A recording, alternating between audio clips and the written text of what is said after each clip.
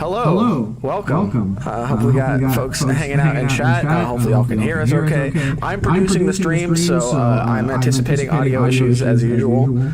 But go ahead and sound off in chat if you can hear us. Oh, there is an echo. Okay.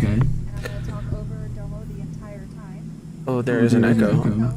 Question for you. Am I echoing or is Commander echoing?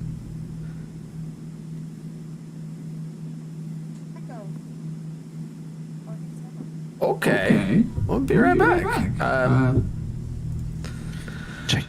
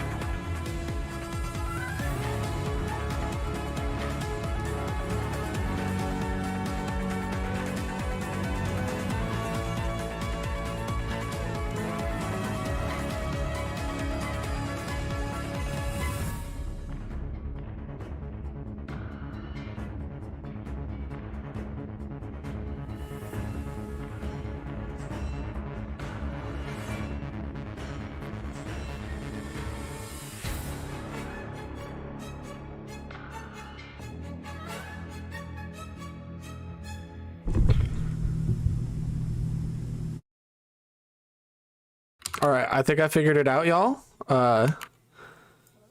Hello? Can y'all hear us? Yep, and it Hello? sounds perfect. Oh, okay. Well, I swapped to the wrong scene, but I guess we can just skip to introducing our guests, huh? No, we cannot. Okay, well, hold on. Okay, hold on. Okay, hold on. Okay, we're back. We're back in the other spot. So you that have been here are just tuning in. You haven't missed a thing other than Domo saying he was going to have audio issues and me saying no, not at all. There's going to be no audio issues. And then there was a terrible echo and we had to go offline.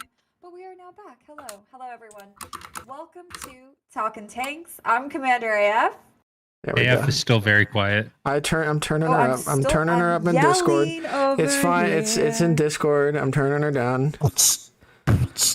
Or it could be a whisper. I don't know. I'm Commander F, and that's Domo. And this is Talkin' Tanks. So this is the stream where we talk to cool people around the World of Tanks community that are doing really cool things. It's not really a gameplay stream, so if you came to look for that, you're not going to see any gameplay tonight. Yep, no gameplay, actually, tonight at all. At all. Domo is putting his foot down.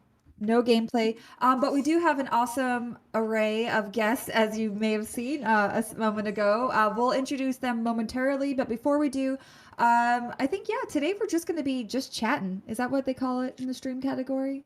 I think the so. Just stream chatting. Category? Just chatting. Yep. We're just chatting today. So we have a really cool panel of guests, but before we introduce them, there's things happening. I did want to just do a little bit of housekeeping. Remind everyone that a new episode of What's Next premiered today. There is a new bonus code and giveaway, so check that out if you haven't already. And then the Waffenträger. It's back, baby. If you haven't been around all week, you've missed a week of gameplay, but don't worry, there's still plenty more time to go.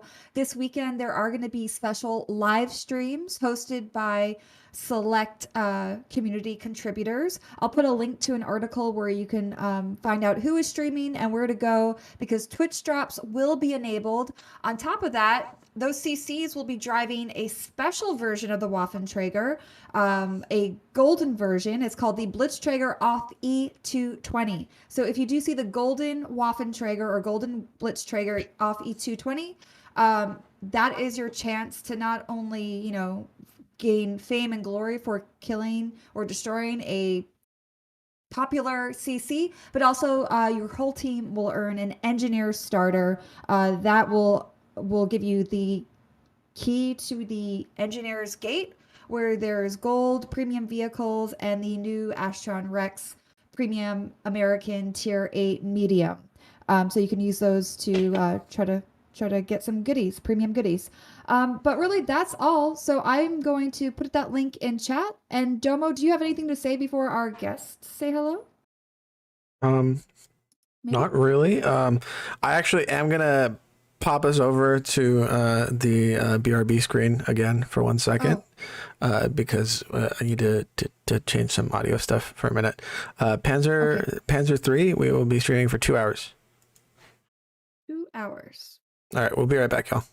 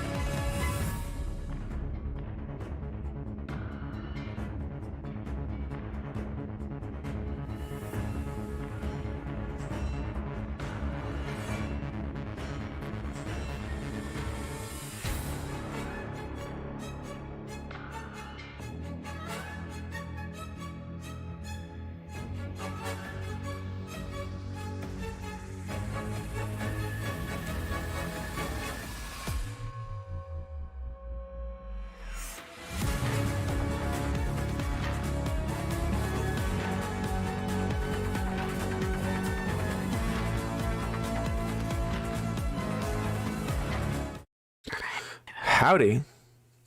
I just realized my fancy stinger transition isn't working. This is what happens when there's the Domo behind the curtain. But hopefully we can hear everyone and everything, and we're good. Hello, can you hear me? Hello. Yeah, I can hear you. Is this where we reply? Is this the part where we say something, Domo? I think so. Yeah. Okay, well, people can hear us, I think. If not, yell at me, and we'll keep hitting stuff with wrenches until we get it working. I'm channeling my inner tank mechanic. Commander is still a bit high compared to others. We never do that. I have Commander turned up like 200% in Discord, y'all. So my ear holes are taking a beating for you guys, but that's okay. All right, so without further ado, Yeah, Cranky. Cranky was hit with a freeze ray, so he's actually him and his dog are stuck in time. Yeah, so hey, real quick, I realize I don't think anyone knows the topic of our stream unless you're reading the title down below, but we are doing a fireside chat with a bunch of folks who were actually at Aquino Tank Weekend with us a couple weekends ago. So that's the whole premise. We're going to talk about our experience, do a little vacation slideshow, and just all around have a good chat about Aquino and the tanks that we got into. I want to talk about Goose's Bucky's mug, which is a bit odd for Canada. Goose's Okay, Bucky's we have mug. a mysterious voice joining us. Lady so maybe May that'll be brought this to me. Is that a perfect disembodied guess to start chieftain? with. Is that? There's a disembodied chieftain lurking in the wings. Yeah, so folks, the chieftain is joining us. If you hear the Irishman in the background, that is whom you are hearing.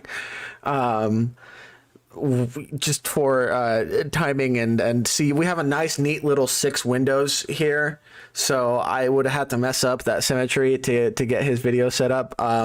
So we're having Chieftain lurking in the shadows, but he is here with us, hanging out with us. So besides the Chieftain, we are joined by 4 lovely guests.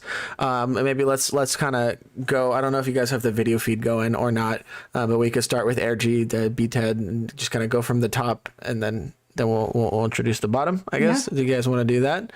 So, Air, you want to take it away? Sure. Yeah. Hello, everybody. I am AG_Gandate, if you want to know how to pronounce that. But yeah, I usually just go by AG. I'm a very old school player. Started back in beta. Started very casual. Entered PBCAC. And now I'm in G. So, nice to meet everybody, and glad to be here. Very glad to have you, sir. Next up, got Mr. Ted. That's me. My name is BTED72. It's great to be here with the amazing Domosapien and Commander AF, the Lurking Chieftain, and everyone else who's on your Sky Scream. I'm kind of a huge history nut, absolutely fascinated with the history of tanks, living history in general, and it's just Aquino was absolutely amazing.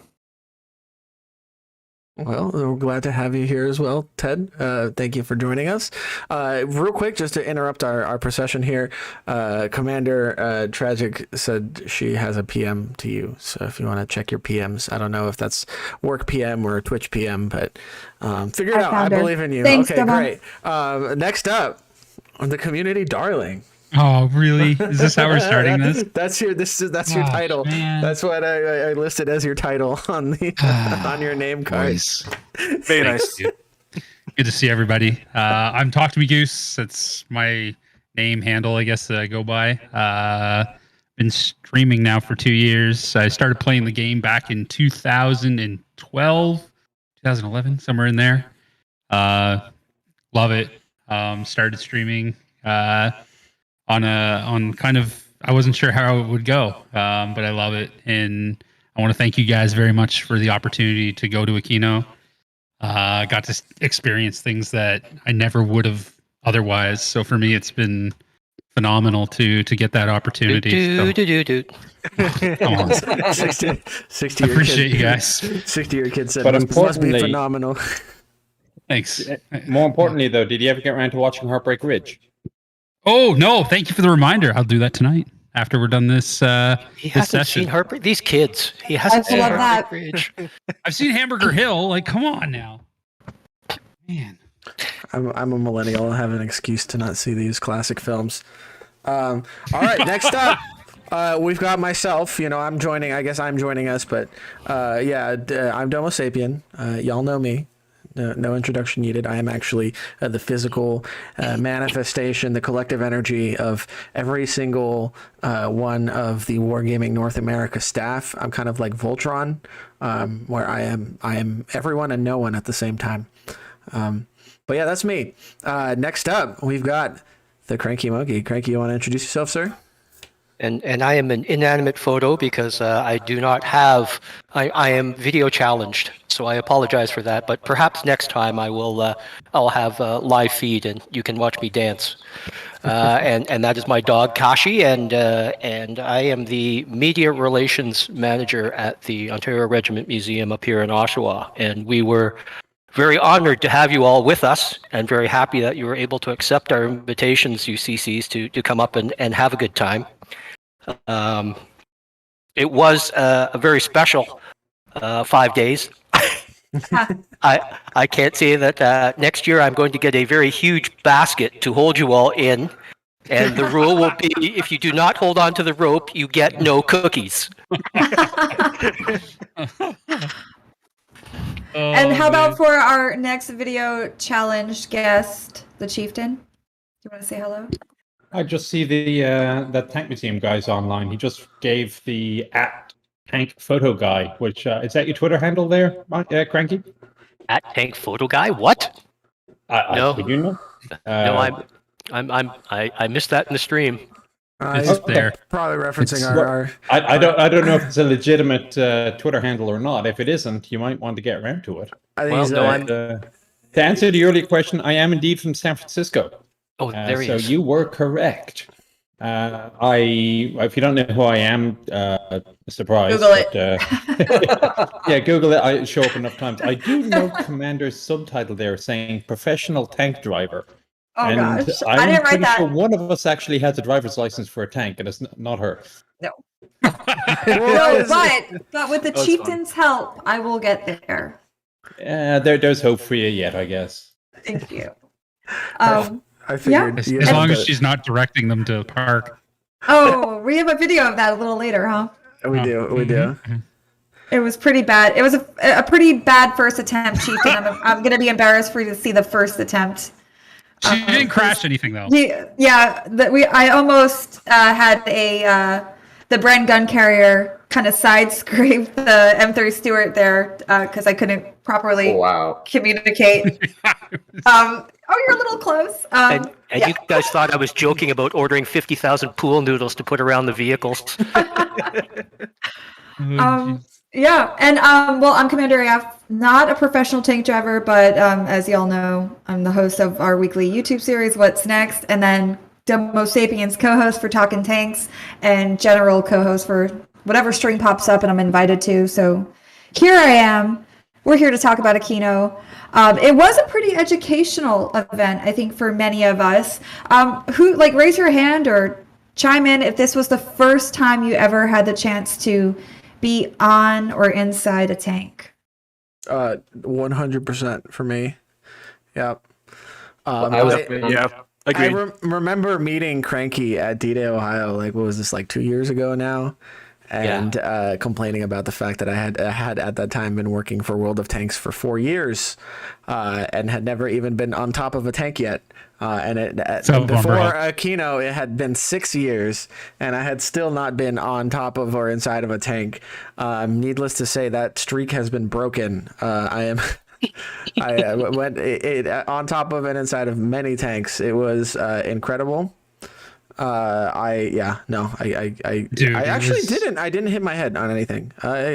Bashed my knees on some pointy boxes and whatnot a few times, shrubs, but nothing too major. It was phenomenal though, getting to go on top inside. Literally, I have pictures of. I'll never forget it when we first started. Cranky Monkey handed us over to Owen. He gave the kittens to Owen, and he said, ask this guy anything you want. If you want to get in something, just ask, let him know or whatever. So as soon as Cranky leaves, I go to Owen. We're walking around. There's like the Jeeps, the cars, like all the stuff that's behind the ropes usually. And I'm like, can I sit in that? So he kind of looks over at me and goes, I'm like, sweet. So I just start getting in all of the vehicles and having my picture taken. Lady May was taking my picture. And Air G was giving May ideas as to where to stand to take the picture. It was hilarious. I will be adding a lot of those pictures here very shortly. I got them all downloaded today, so it was awesome. Oh, the Sherman was amazing, Chris. Chris, if you had to put a number on it, how many tanks did you get into? Vehicles? Yeah, I'm counting now too. Probably 30 to 40. Whoa. Well, Yeah, we got goose prints all over the place. We have a whole cleaning team that is still working on scrubbing. I apologize. Check on Sorry, top dude. of the Sherman. There might be There some was- goose prints on top of that. Not the Sherman, There's lots of drool that is Sheridan. unaccounted for. We're trying to figure out where these pockets of drool came from. It's like a scene from Aliens, you know, you go and sit down and like your hand is sticky and you're like, Oh, listen to this guy. Oh yeah. Listen to this guy. No, it was awesome. Getting to sit in the officer car was probably one of the. That damn thing is so comfortable, guys. I was the like, Lab 3? man, the staff car. officer car, The the Chevy staff staff car, Oh. the one with the green car inside the garage at the start. Man, I was like, I would drive around in that thing now. So awesome. I was like, man, it's so comfortable. I recall taking a ride for you, and B-Ted was there, Lady May was there too, and the Lav 3. Crazy Yep. Boop was inside. We only had our lower, like, maybe from our chest down, but it had the Lav 3, armored personal amazing. carrier. It had air conditioning. So we were so comfortable just standing there with our heads popped out of a hatch because we were so cool and just riding around. It was. I was like, I looked over at Commander AF and I was like, man, I'm pretty sure I could stay in here all day. It was literally blowing up our back. It was just like, oh my God, it was so nice. When we got our 1114s in Iraq, so our Abrams don't have air conditioning. The Humvees we had before, the 998s, didn't have air conditioning. Then all of a sudden, an 1114 shows up, which is kind of the armored version for the MPs. And they thought about this when the designers were coming up with it, because they realized that if it's the armored version, you can't drive around with the windows down, because that kind of defeats the purpose of the armor. Yeah. So they actually put air conditioning inside this one Humvee that we had for the whole platoon. So you'd be fighting over who'd get the keys to the Humvee, and when you got in, you loosen your sleeve, and you drape the sleeve right outside the vent for the Humvee, so the blast of air would go all the way up your sleeve, down your chest, and it would actually make Iraq kind of vaguely tolerable. As long as you got the Humvee. As long as you got that Humvee. Otherwise, yeah, it's you open the door, open the window, hope for the best, or you drink a lot of water or Gatorade. That's funny. So we had those tactical blue igloos, blue or orange. My one was blue on the back of the tank. That's fantastic. So actually, you mentioned Owen. Those of you guys who tuned into the guys and gals, actually, thank you to actually Dead Meat for saying howdy, guys and gals, because that reminded me to correct myself. Basically, you folks with Owen. Anybody who tuned in, Owen was also known as Secret Agent Man, as Tragic named and coined him as she was walking around streaming. So if you guys, that's how I know him. Yeah, so if you saw Secret Agent Man on the stream, that's Owen. He was great. He's a very knowledgeable guy, really friendly dude. He's a great kid. He's been a museum guide for a number of years, and now he's actually in cadets, I believe. So he's actually a member of the actual regiment now. We are cut from the same cloth, Owen and I, because he also swears like a sailor. No, he doesn't. Well, I mean, of course not. No, he's very proper. He doesn't swear at all. He was super professional the whole time. His mom is watching this, you know. Yeah, he definitely didn't say any of that. He is a saint. Owen is a saint. Yeah, but you're all right, Owen. He's got a clean mouth, not a potty mouth. That is fantastic correct, dance moves there, Domo. Oh man, but yeah, no, it was he was really great.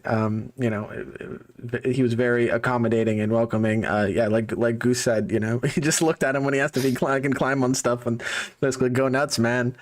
So yeah, Owen was fantastic. I would definitely give a shout out to all the volunteers there because they were so helpful. They can also tell you stories that would just last a lifetime for sure. And just to be real clear to everybody out there, there's only 2 staff there. People are paid for it. Everyone else there, 130, Cranky will know this number, 140 folks were volunteers, from the guys working on the tanks to the people working in the parking lot. They're all volunteers, and I cannot speak highly enough of their enthusiasm and spirit, and it just made it really personal and just an amazing experience. It was and awesome. Patience and trust. Yeah. They're like, hey, you wanna come traverse this turret? Okay, sure. You sure? All right. So B-Ted, we haven't heard from you. Let's talk a little bit about how many tanks did you get into, and did you ever make it into your dream tank? Yes, I did make it in my dream tank. If anyone ever watched my stream, okay. Hold on. I have the Centurion T-shirt on now and everything that I picked up there. I literally, I've been a fan of the Centurion tank since I was 7 years old, and the opportunity came up thanks to some amazing folks, Cranky being one of them, Chris and Malcolm, who work on the Centurion, as well as Blair, and they were kind enough to let me jump in it when they were testing the turret traverse, and I managed to pull the turret around. I also had the amazing opportunity to ride in the Sherman with Goose, and that was, from a historical perspective, getting a chance to ride in a Sherman was epic. And I highly recommend, guys, look, if you're interested, look at museums in your area and see if you can go check one out. As an experience, it blew my mind. I've been to Bovington before, I've been to other events, and this was so incredibly well run, safe within all the hoops, the COVID hoops that they had to jump through. They did such a really, really good job. And I think I ended up in 5 or 6, the APC, the LAV, the 113 APC, the Sherman, the Centurion. But for me, it was the Centurion. Getting to do that is one of those bucket list moments. And I was grinning ear to ear the whole entire time. It's so fun. And if you play these tanks in game, to be able to see them in person just kind of blows your mind, because how big they are, how the engines, when their gun goes off, all of it is just such an amazing, amazing feeling to be close to them. So for me, it was, I was a kid in a candy store. That's only half of it. The other nice thing about them is, compared to seeing them in a museum, you get an entirely different impression of a tank when it's actually running past you. Absolutely. They look a lot more impressive and menacing. I mean, you think they look big in a museum, but when you see one rolling, it's an entirely different experience. It's the rumble. Like, Yes. when they fired their main cannons, like, even this is at the reenactment, when they fired it, I remember, like, my chest would shake, like, with just one going by you at full speed. Could you imagine, like, a squadron of tanks or just rolling by you all at once? It's just like, holy smokes! Like, I couldn't imagine. During the reenactments too, like, I know they were firing black powder and not shells, but during the reenactments, like, when the black powder inside, like, the tank, or was it black powder? Or is it Black powder. Okay. Well, both. Gotcha. But yeah, the fireball and the boom, like, it's just, oh man, exactly. Like, you literally, your body shakes. You feel it. Yeah, you do. You literally you feel it, like, just going through your, like, reverberating through It's your an amazing chest. feeling, Yeah, though.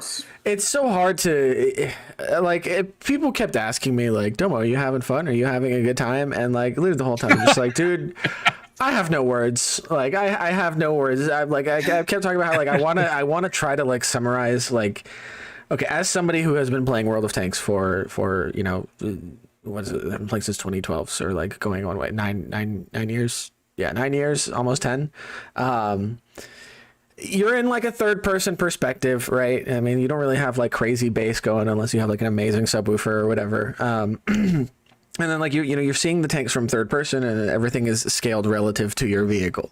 So you don't really get an appreciation for even just the size of these things, like, let alone the smell of the diesel, like the roar of the engine, the rumbling of the ground as it drives by, like, all of this, like, sensory overload that you can't capture in a video game.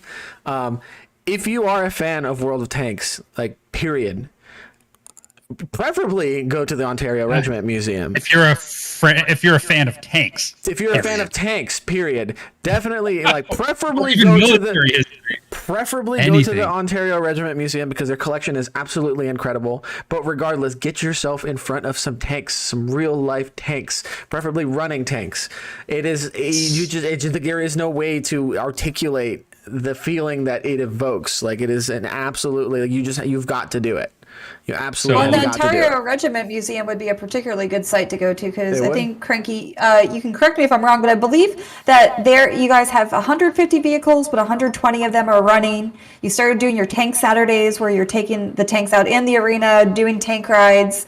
I mean, I feel like that's, like, the ultimate spot to go if you're going to want to get in or yeah. around a tank, especially Hands a down. moving tank. If you're in North America, that should be your destination. Bovington is cool, you know, whatever, but like not only are they substantially more expensive to travel to, I feel like you're not going to get as much of an up close and personal experience at something like Bovington. Of course, you know, we love our friends at Bovington. I'm not throwing shade. But I think it's a different experience. Yeah. Having been to Bovington and having now been to Aquino Tank Fest, and correct me if I'm wrong, Cranky, but the tank Saturdays are every third Saturday? Correct. Yeah, Okay. usually every third Saturday. We start in May and we finish in October. I'm not sure. I have to check with Tank Museum guy, but I think we're supposed to be having our last one, official one of the season, third week of October. We may also have a winter show. We've done that before, and it was usually in the spring. So we were running things that could run in the snow, like the T-34-85, and we had some Mad Russians who came out last year, reenactors who were diving in the snow and the mud, which was quite interesting.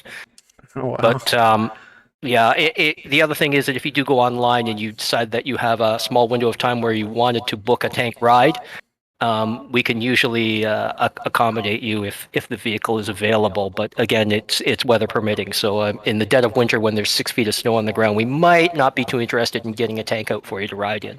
Or a day early on Thursday, I believe. So we were setting up our booth, and like anytime, you know, they were bringing, like I was gonna kind of flex on Ted a little bit, because my understanding is that I was one of the first to ride the Centurion, or one of the first recent people to ride the Centurion, because I got to jump in. That when is they were awesome. bringing That's it not out. flexing, dude. Go for it. That thrills me because it's such an experience. So It is. It's a privilege for sure. Yes. I have to interject here because, okay, so on the first day, so I was in charge of arranging this and getting all the kittens together.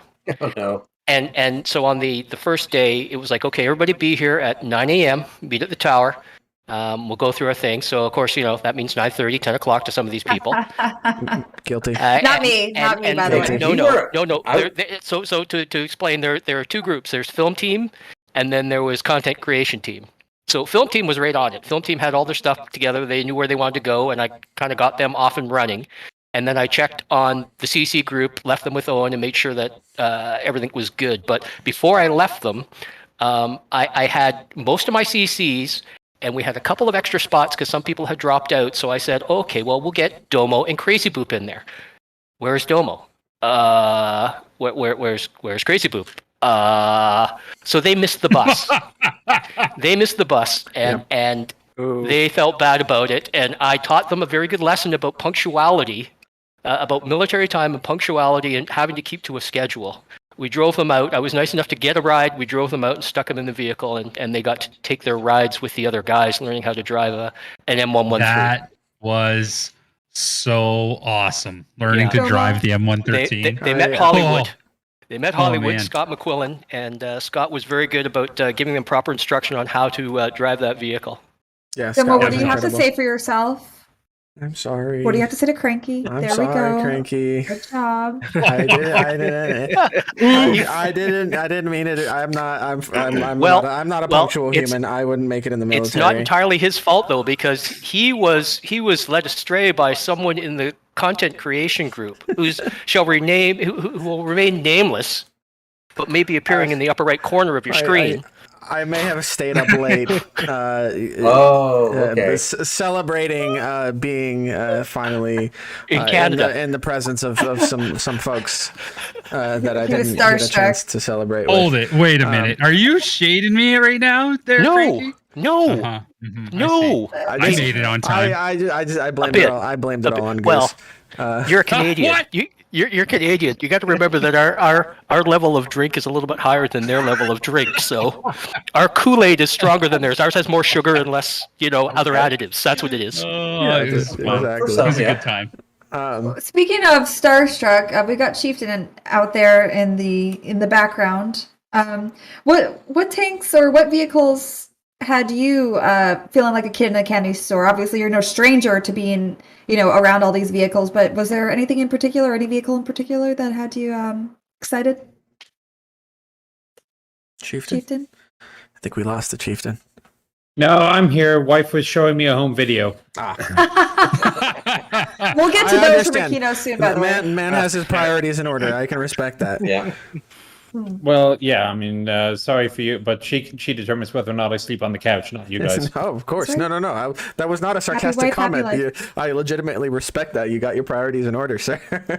So, Chieftain, I was asking if there was a vehicle at Aquino that had you particularly Oh, yeah. excited, that you want to spend a lot of time around or in, or potentially The driving. Lav 3, I think. Partially because it was modern enough and similar enough to the Bradley that I used to command that I understood it well enough. I understood the gun, the fire control system, the way the ammo feeds. It was kind of the closest thing to home, shall we say?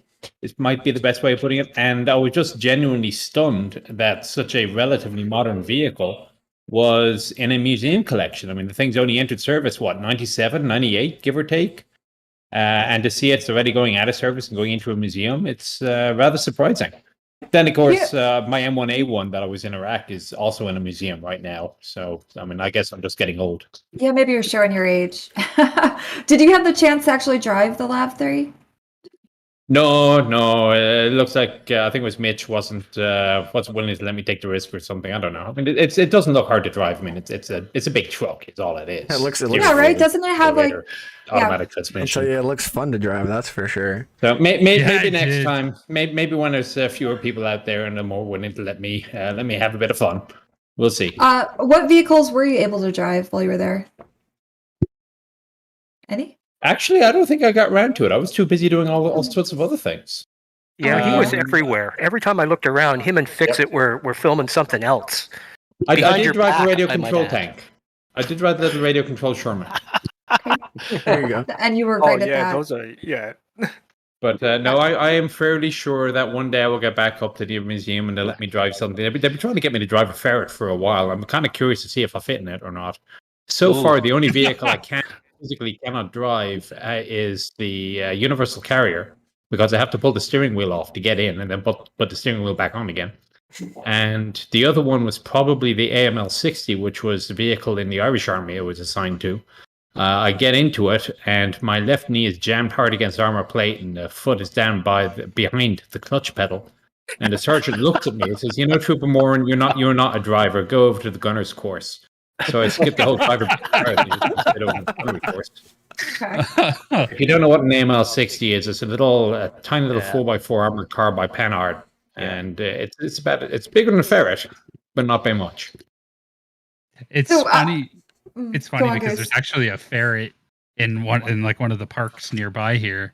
And one of the cool things that, because of the experience I had at Aquino, one of the neat things that I'm going to start doing for new Instagram content is I'm actually going to go to all around my province here in New Brunswick. They have all the different war memorials with different vehicles in them. I'm actually going to start doing little, like, I'm going to look up the history on each of the vehicles, stop and do like a little video on each of the ones, and travel to the little different cities in my province to do that. Just, I don't know, something neat that I ever since Aquino, I've thought, this would be a really cool idea to see kind of what's available in my own home province that's out there. We're looking for a ram tank, so if you happen to find a ram tank on a concrete pad someplace, just throw a tarp Good over luck it to you. and message us. The only one that's available that I know of is the one that's sitting out front of a Veterans Hall in Vancouver. Yep. It's funny because I know there's a Sherman sitting, an M4A3 is sitting in Centennial Park here in Moncton, New Brunswick. Yeah, so I'm actually on my way there tomorrow to do a little video on it. So yeah, it's gonna be neat. Got a comment from Deadmeat in chat. Deadmeat was also at one of the CCs with us at Aquino. He's hanging out in chat, chatting with folks. He mentioned that one of the main things that sets the Ontario Regiment Museum apart for most, if not all, tank museums is the ability to not only purchase a ride in several different tanks, some rare ones, as well as see a reenactment, and a lot of different tanks on parade, which is true. Especially with Aquino, it's kind of the big show. So there's several reenactments, several parades. Again, you can donate to the museum to get a ride in a vehicle of your choosing, of your choosing from what's available. Of course, they're not going to be able to pull everything out of the hangar for you, but they're really being able to get hands-on with these tanks, which isn't always possible, at a lot of museums. Yep, and I just put the Aquino highlight reel link to that video in chat to give you just a little glimpse of what Aquino 2021 had to offer. There's also going to be a special recap of the Victory in Europe Day reenactment that went on during Aquino. So that video is going to go live tomorrow in the YouTube channel. So if you want to get get a little bit more acquainted with what was going on in Aquino, aside from all of these streams and other videos that you may have seen, look forward to that. And then, we talked about the Chieftain and Fix It and Post just running around the grounds. Chieftain, I think there are probably maybe 12 videos in the works between Chieftain shorts, a short version of maybe an inside the Chieftain's hatch with the Chieftain, and then a special Tank 101 series with me and the Chieftain, where the Chieftain's kind of showing me the ropes and all the vehicles. All of that you guys have to look forward to, because we were filming all 4 days that we were on site at the Ontario Regiment Museum, trying to capture every moment, and we really were doing it all for you. So in the next couple of weeks, just keep an eye on the YouTube channel, on our social media channels, and you'll get a better taste of all of those cool vehicles that were around and just the content that we were creating. And literally, Commander AF and Fix It were blurs. They'd eat, then they'd sprint off to something else, and they'd drink water and sprint off to something else. They were perpetual motion the whole entire time. I know all about it. I had to carry her phone once. She wanted this boomerang from eating ice cream, and her hands got covered in ice cream. And she's like, "I need you to hold my phone. Do not let this lock." So I'm walking around. So I'm standing there talking to her with the phone. She comes back. She goes, "You need to follow me." I'm like, "Oh, okay." Well, because you're holding my phone, and I don't even know my identity. Sorry. I thought you were coming back. So here I am following AF as she's running around with her. I'm like, oh my goodness. You should know better, Goose. You should know better. You have a wife. You should know better. It was just funny. Goose was great. He was great. Thank you. I appreciate that, Goose. Speaking of the ice cream, I think somebody captured a great photo of me, just sitting there frustrated with ice cream, just running down my hands. We'll share the story once we get to the photos, and I think we should start going through those in a little bit, because we got a lot of photos and some video clips that actually, I did want to just address one thing in chat from Hot Watt NA. This is in regards to the Chieftain content. And Hot Watt NA says, I'd pay to watch Chief squish in. So, into the ferret? That's what we were talking about. We're talking about ferrets, if I recall. Yeah. If you hunt around, there is video of me squishing into a TKS tankette, an M3, I've seen that. Or getting out of the M3, the one up in Ontario. Yep. That was the Leo, first tank I ever rode in was Leo, the M3, and I wasn't sure if I was going. Once I put myself in the hatch, I wasn't sure if I was going to be able to extricate myself out of the hatch. I definitely had to suck in the old gut, just slide in, kind of do one of these shimmy things. We reached him and gave him a girdle. Right, yeah. That was 100% me getting into the JPZ3, the Panther 3. I was like, man, it felt like a pork in a wine bottle. I was scared because he looked like Winnie the Pooh getting into that Panther 3. I thought we were going to have to put a sign on him that said, "Do not feed." Oh my gosh, Cranky, you're crazy. You're cracking me up. And the whole entire time, even though it was a tight fit, Goose was grinning ear to ear. I think all of us were grinning ear to ear, getting a chance to clamber around and everything. And G, you got a chance to drive the 113, didn't you? Oh yeah, it was fantabulous. It's just as before, no words can explain it, but it was amazing feeling and it was awesome. We'll definitely do it again. It was kind of weird, wasn't it? Personally, I didn't because with driving the 113, right, you've got the two levers and they're both brakes, and then you've got your throttle, right? So I'm sitting there my conventional wisdom of pretty much all other vehicles, be it a bicycle, a car, whatever, is that typically you want to slow down going into turns, right? Whereas since you are applying a brake to one of the treads, you have all this inertia now that you have to overcome to keep going. So you actually have to throttle up going into the turns. So every time I would get to a turn, I would just stop and then I'd start punching the throttle and just start traversing in place. Getting that kind of feel for it was definitely kind of weird.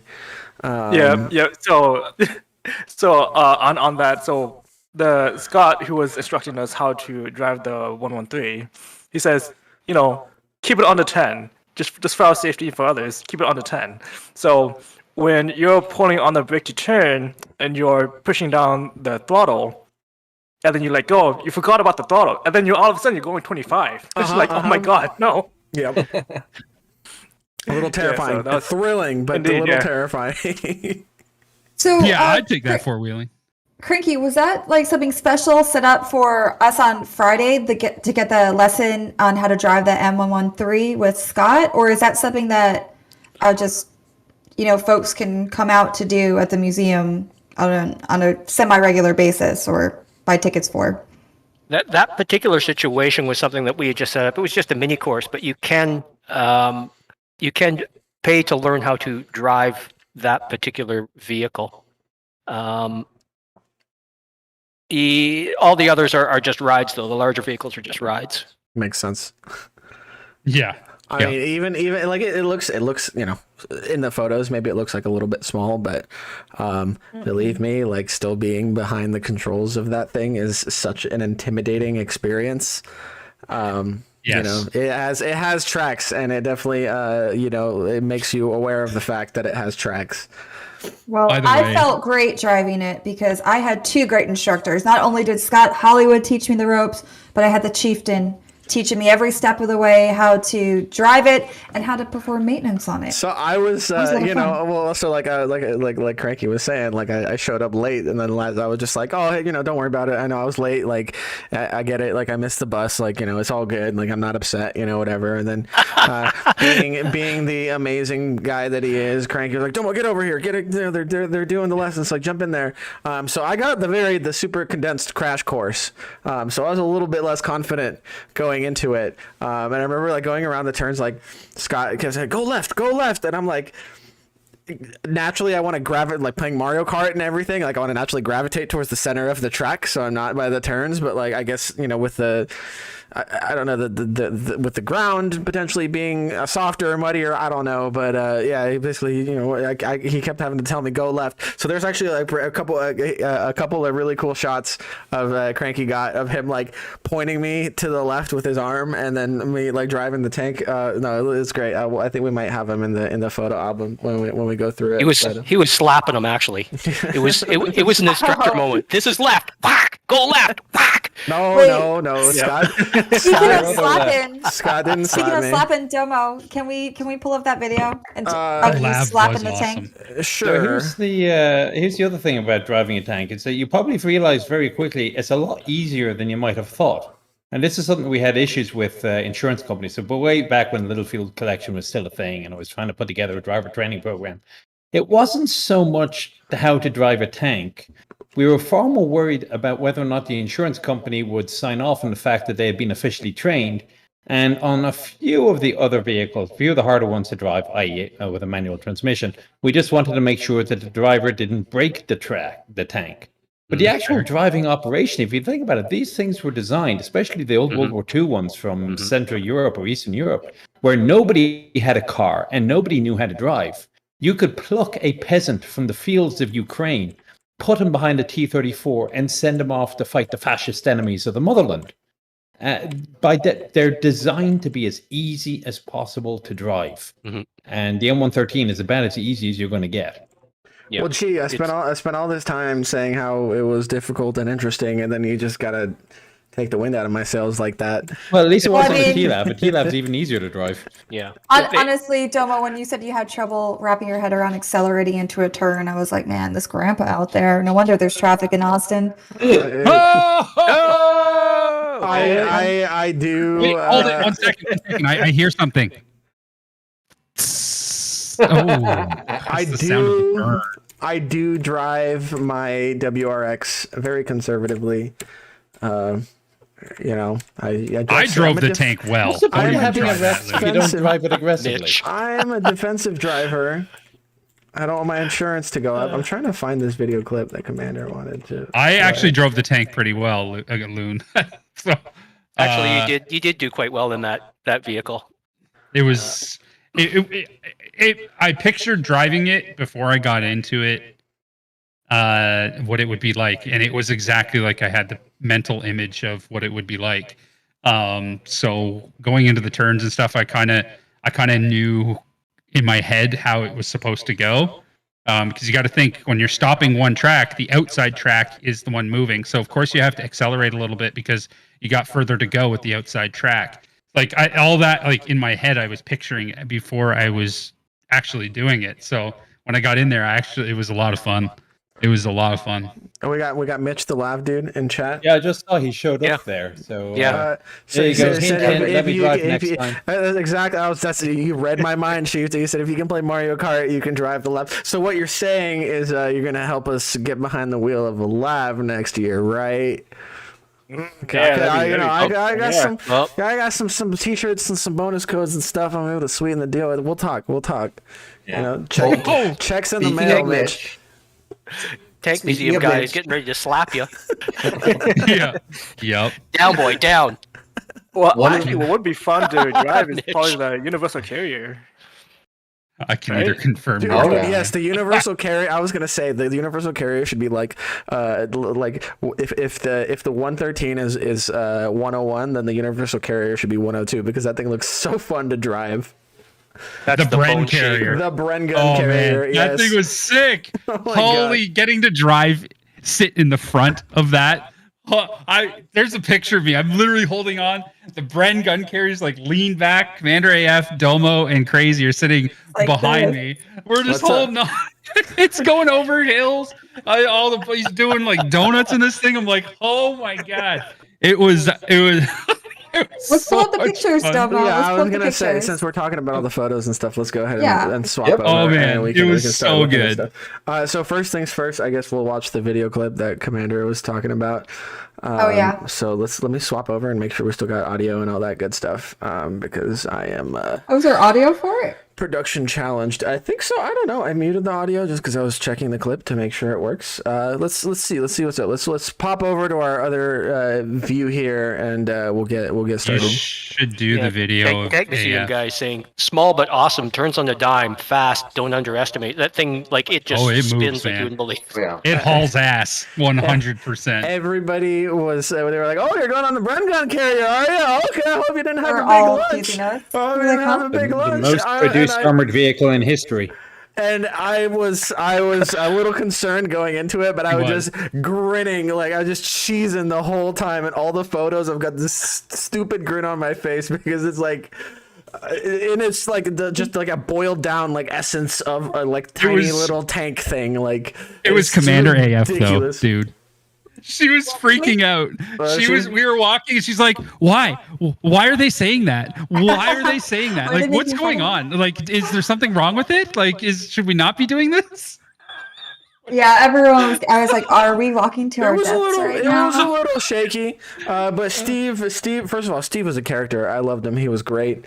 Again, very, very. So the thing about I called him Gumby. Day one, he was wearing this bright like aquamarine coverall, and he let me ride in the M60 and traverse the turret on day one, and then I just like, you're Gumby. That's gonna be your nickname all weekend, and he went for it. Sorry, but yeah, Steve was great. Go on, to Demo. traverse the turret on the M60. I'm jelly. I got to do a lot of things. Dang. Okay. I was in both M60s. Might have to put in an application with the video team here so I can do all the cool stuff at Aquino next year. Nah, I'm just kidding. We had lots of fun. But so yeah, Gumby, Steve, was just. There's a video of Steve, by the way. So enthusiastic. Look at there. He was so like very excited to take us around in this Bren gun carrier, and like I guess what folks were talking about is because when you kind of sometimes when you shift in that thing, you like get thrown around a lot. But like it just seemed to me like a crazy little like. Well, since we're talking about Demo, why don't you pull it up? Of the Tanket world because You I should have to scroll through all of Jet these. ski. I To give haven't- everybody the image, Domo, you should play the video of AF doing the hand signals because in that video is actually Steve telling a story about how the Bren gun carrier turns and stuff. Okay, It's pretty cool. Give me 1 second. Just so people can see who he is. I have to hold on. I got to pop us over to the other mode then, because I don't want to show my desktop, and I have to. I just have everything in one folder. Focused. So we can I'm go gonna through the slideshow. Well, yeah. Let's just kind of go. Just through let's it, go, and we'll tell talk about it. stories as they get come back up. to it. Yeah, because I have What to kind of do vacation a little slideshow bit is this? I got to do a little bit of finagling here, and my initial technical solution didn't work out, so I had to share my desktop instead of the Windows. But anyway, the video that Commander wanted to talk about, we posted this to our IGTV story. It is it's a little silliness. It's just us being silly. But here, let's give it a whirl. Put on some audio. See how Mitch is jonesing on your hat there, Goose. Yeah, I haven't taken this hat off. I wear it everywhere. I do not recommend slapping tank butts. It hurts. Now, Domo, why are you know what- slapping yeah. tank butts? You want to tell? I have no idea what you were expecting. Well, it was just sort of like Sophie couldn't make it, and Sophie is a very outspoken proponent of tank butts. The E100 is one of her favorite tank butts, and she wanted us to give some tanks some belly rubs. And this was just this was from Sophie. I was just passing on the message to the Chaffee here. So that was that. But You did great. Let's see. We got lots of photos here. What's next? Yeah, she got intimate with Bobby last time she was up. So I'm gonna try something. I'm gonna try to full screen these and see if it just dies or not. Because that way it's just a little bit better. Let's see how that goes. Oh, is this one a video too? Oh, this is a video. I haven't watched any of these videos. Crazy just hanging out on the coffee. Nice. Let's just in case turn that down, because I don't know if there's people's names or whatever. That's crazy. Just modeling, striking a pose, being fierce on top of the scene from Titanic? Paint me like your French girl on the barrel of the tank. Paint me like the French, Basically. like a French tank. Here we got one of our players. Oh, this guy's doing push-ups at our booth. Let's he had to do some push-ups for a shirt. That's right. So we were giving out these It makes t-shirts. people work. Yeah, we were giving out these t-shirts, and some of us on the Watt and A team were like, yeah, we'll just give them out. And Domo and I were like, no. We will not just give them out. You're going to work. Mine is usually in physical labor, so there were push-ups. We did some dance-offs. We did some chants. Domo, you had some trivia, right? Yeah, I was asking people trivia, a very simple question that most people at the event should have been able to answer, which is basically name 5 vehicles that are present at the event. Most people passed that with flying colors. I know Crazy Boop was he's a very generous man, so he was just yeeting shirts left and right. But Commander AF was definitely the meanest of the booth. Well, the most demanding of the I can be representatives. I did. Let's see. I was nice in my commands here. Let's play the video. All right. Let's roll the video. Is there audio? Oh, no, that's the wrong one. Oh, there we go. Sorry.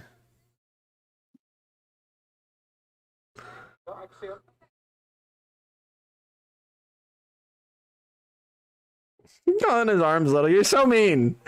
Can you play the audio? Is there no audio? No. I have audio.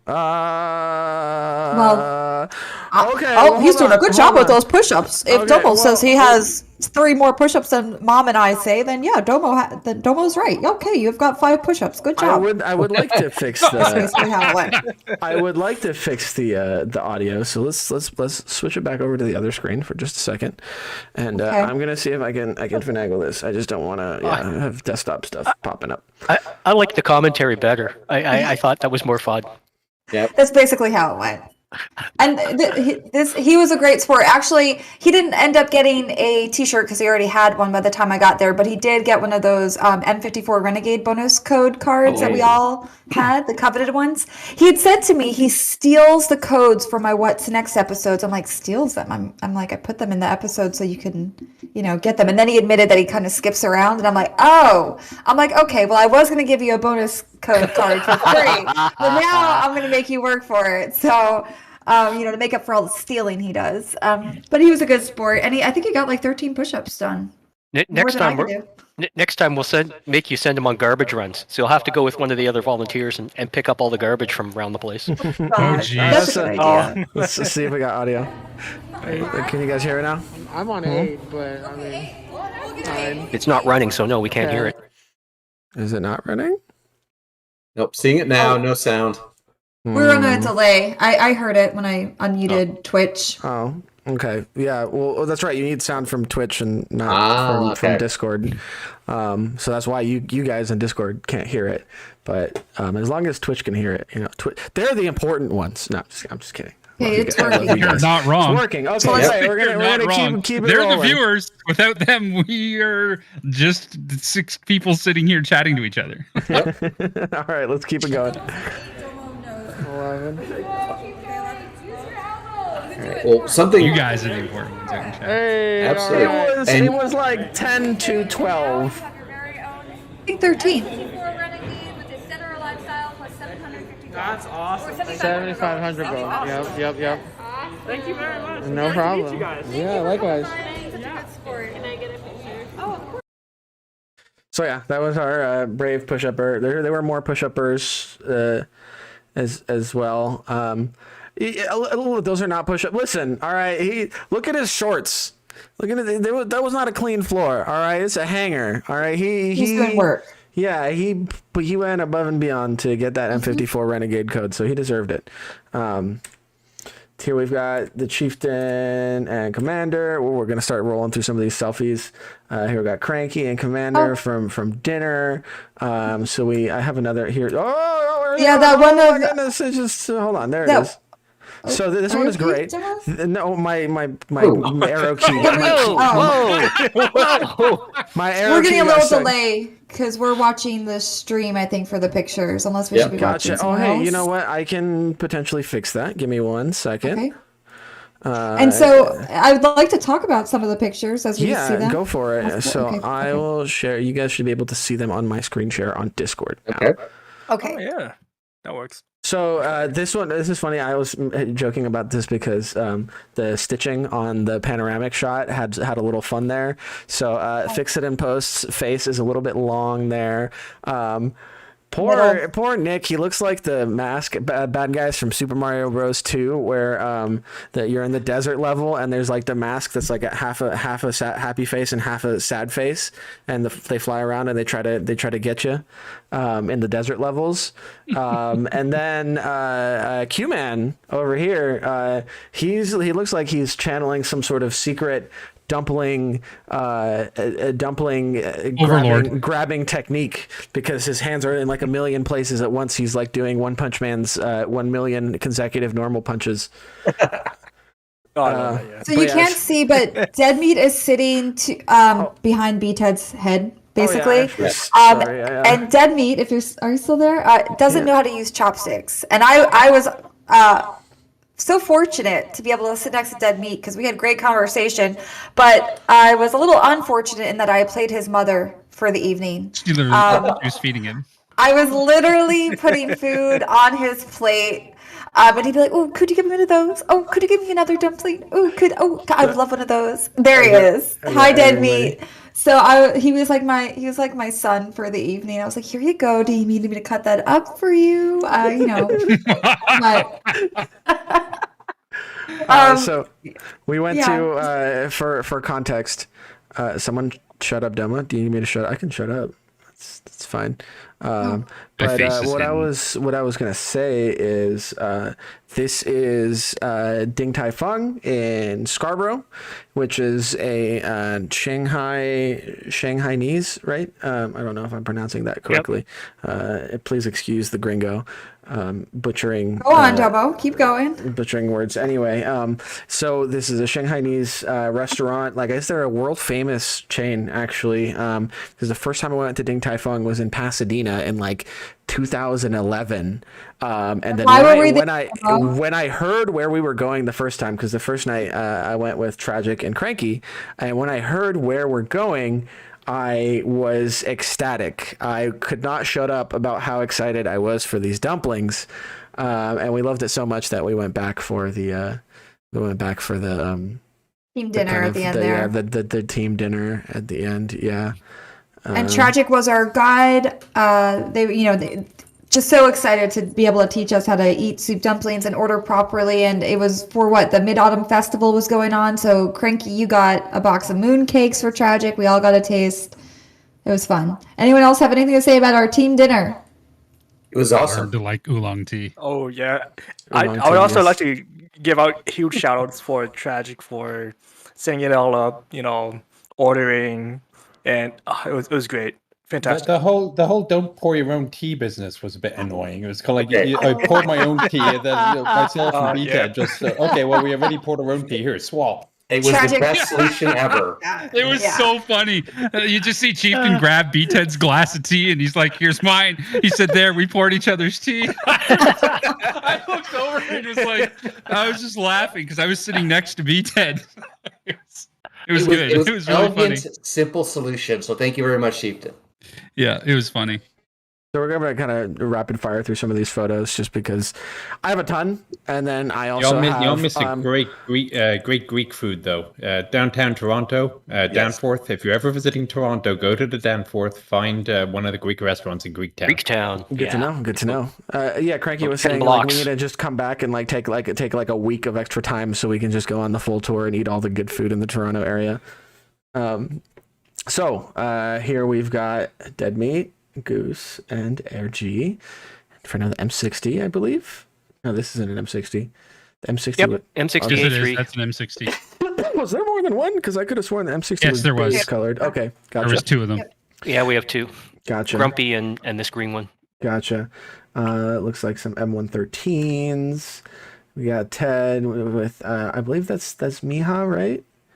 Yep. Miha is the T-3485 mechanic, and I guess he works on some of the Russian vehicles as well. Great guy. Epic That guy fantastic missed guy. Sophie being there. He was like, "Is Sophie not here?"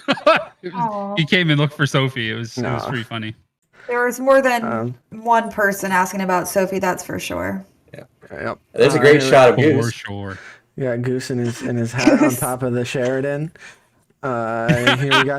Which is That's which the vehicle- Italian M1441. It is, and Base Borden brought it out, and it was an amazing. I was really excited for this tank because they're pretty rare, and to see one in person, exterior. I know the interior. It wasn't the same, but just to be able to see one in person just kind of blew my mind. Only two of them running in the world. Yeah, it was fantastic.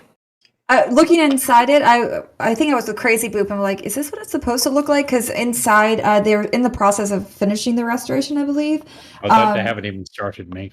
No, they haven't started. Okay. So yeah, on the inside, it's not really restored at all, and you can actually see through to the ground outside. I'm like, was this by design? Because I'm like, that's weird. I mean, when they put the modern engine into it, I mean, they chopped up the firewall to get everything to fit.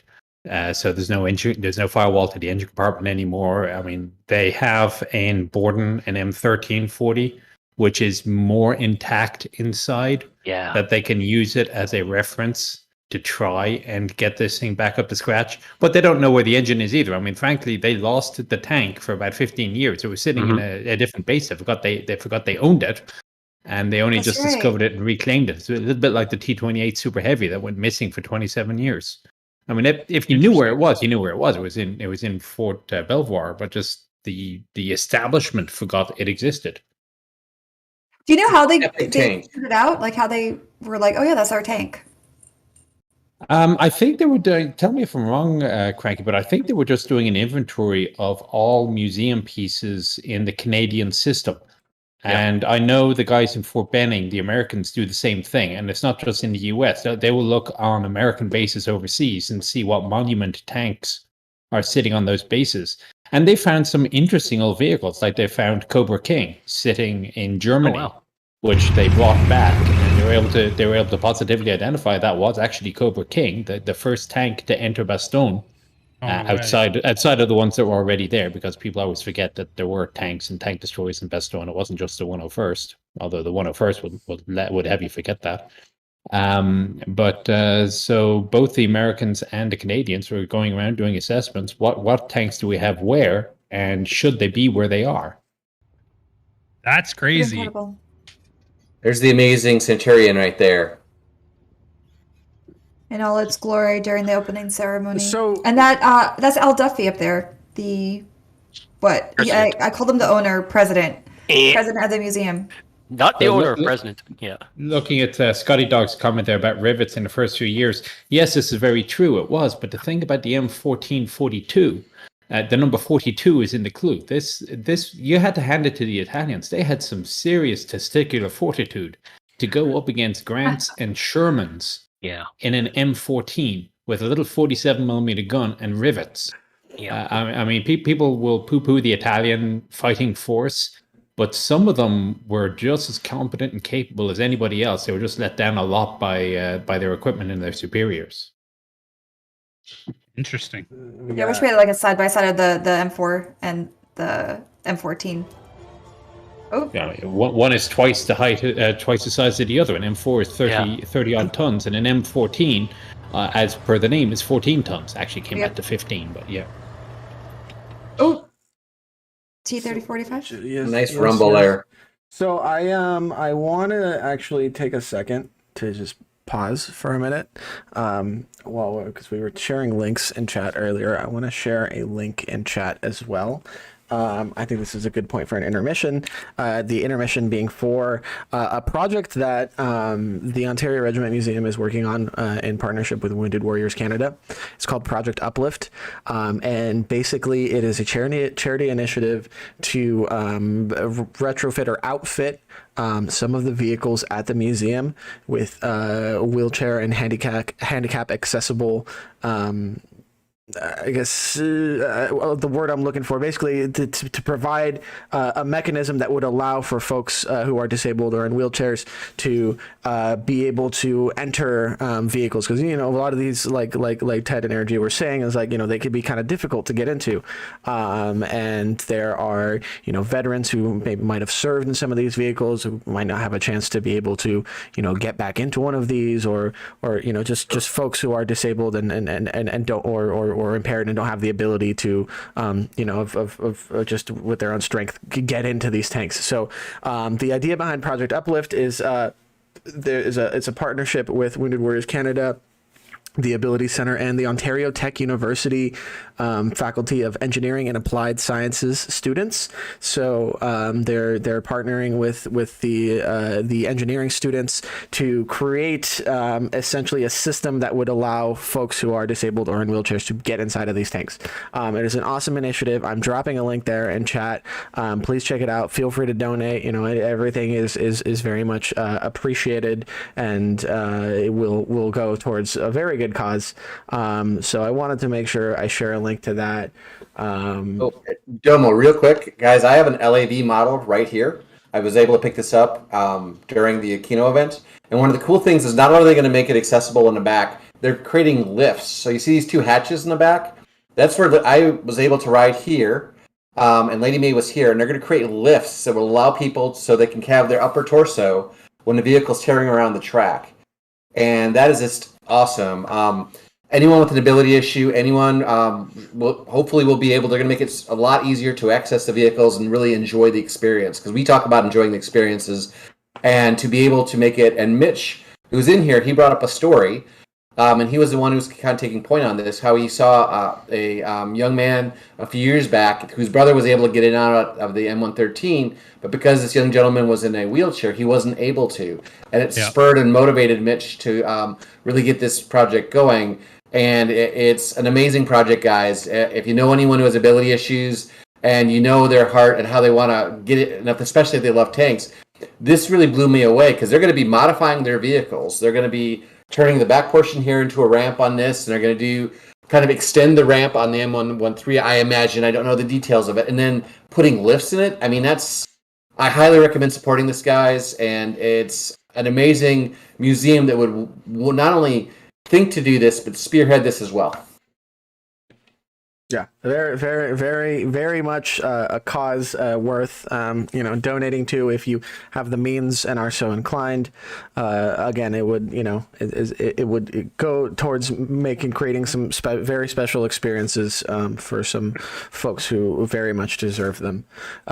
So yeah, there are different kind of labs, Scotty. The Lav 25s that the Marines have are basically like Piranha 1 or 2. And this Lav is a more modern Lav 3. So that's, I'm afraid it makes you feel even older. And while we are plugging along, one more thing that I would like to plug as well is that you can support the museum on Patreon. And I'm sure that money will also go towards, important projects, upkeep. Who knows, some of that money might even end up going towards Project Uplift. But I will drop a link to that in chat as well. I know Dead Meat is a Patreon supporter. He was our first. Yep. The very first. There are varying levels of membership, which come with, varying levels of perks. Really cool I like stuff. the ranked thing with the tanks. Yeah, it's very, very cool, and you get swag, you get visits to the museum. I mean, at the higher levels, I believe you might be able to get a ride in a tank. Don't quote me on that. I don't recall all the details. I think the page has changed a little bit since I last saw it. That said, pop the link in chat. Feel free to check that out. Again, very, very, very cool, and worth supporting if you have the means and again are so inclined to do so. And with that said, let's get back to more photos. Yeah. Absolutely. All right. So, Most definitely. 100%. Here we got 100%. Mr. Alan Duffy talking about the T-34-85 during the show. I believe this was actually during the Russian reenactment, or not reenactment, but there was a demonstration of the T-34-85 as well as some of the firearms, the small arms that the Russian reenactors were using in the reenactment. Here we've got, let's see, this is just do you want to give us context for this one, Commander? Here, I'll turn it up a little bit so folks can hear it.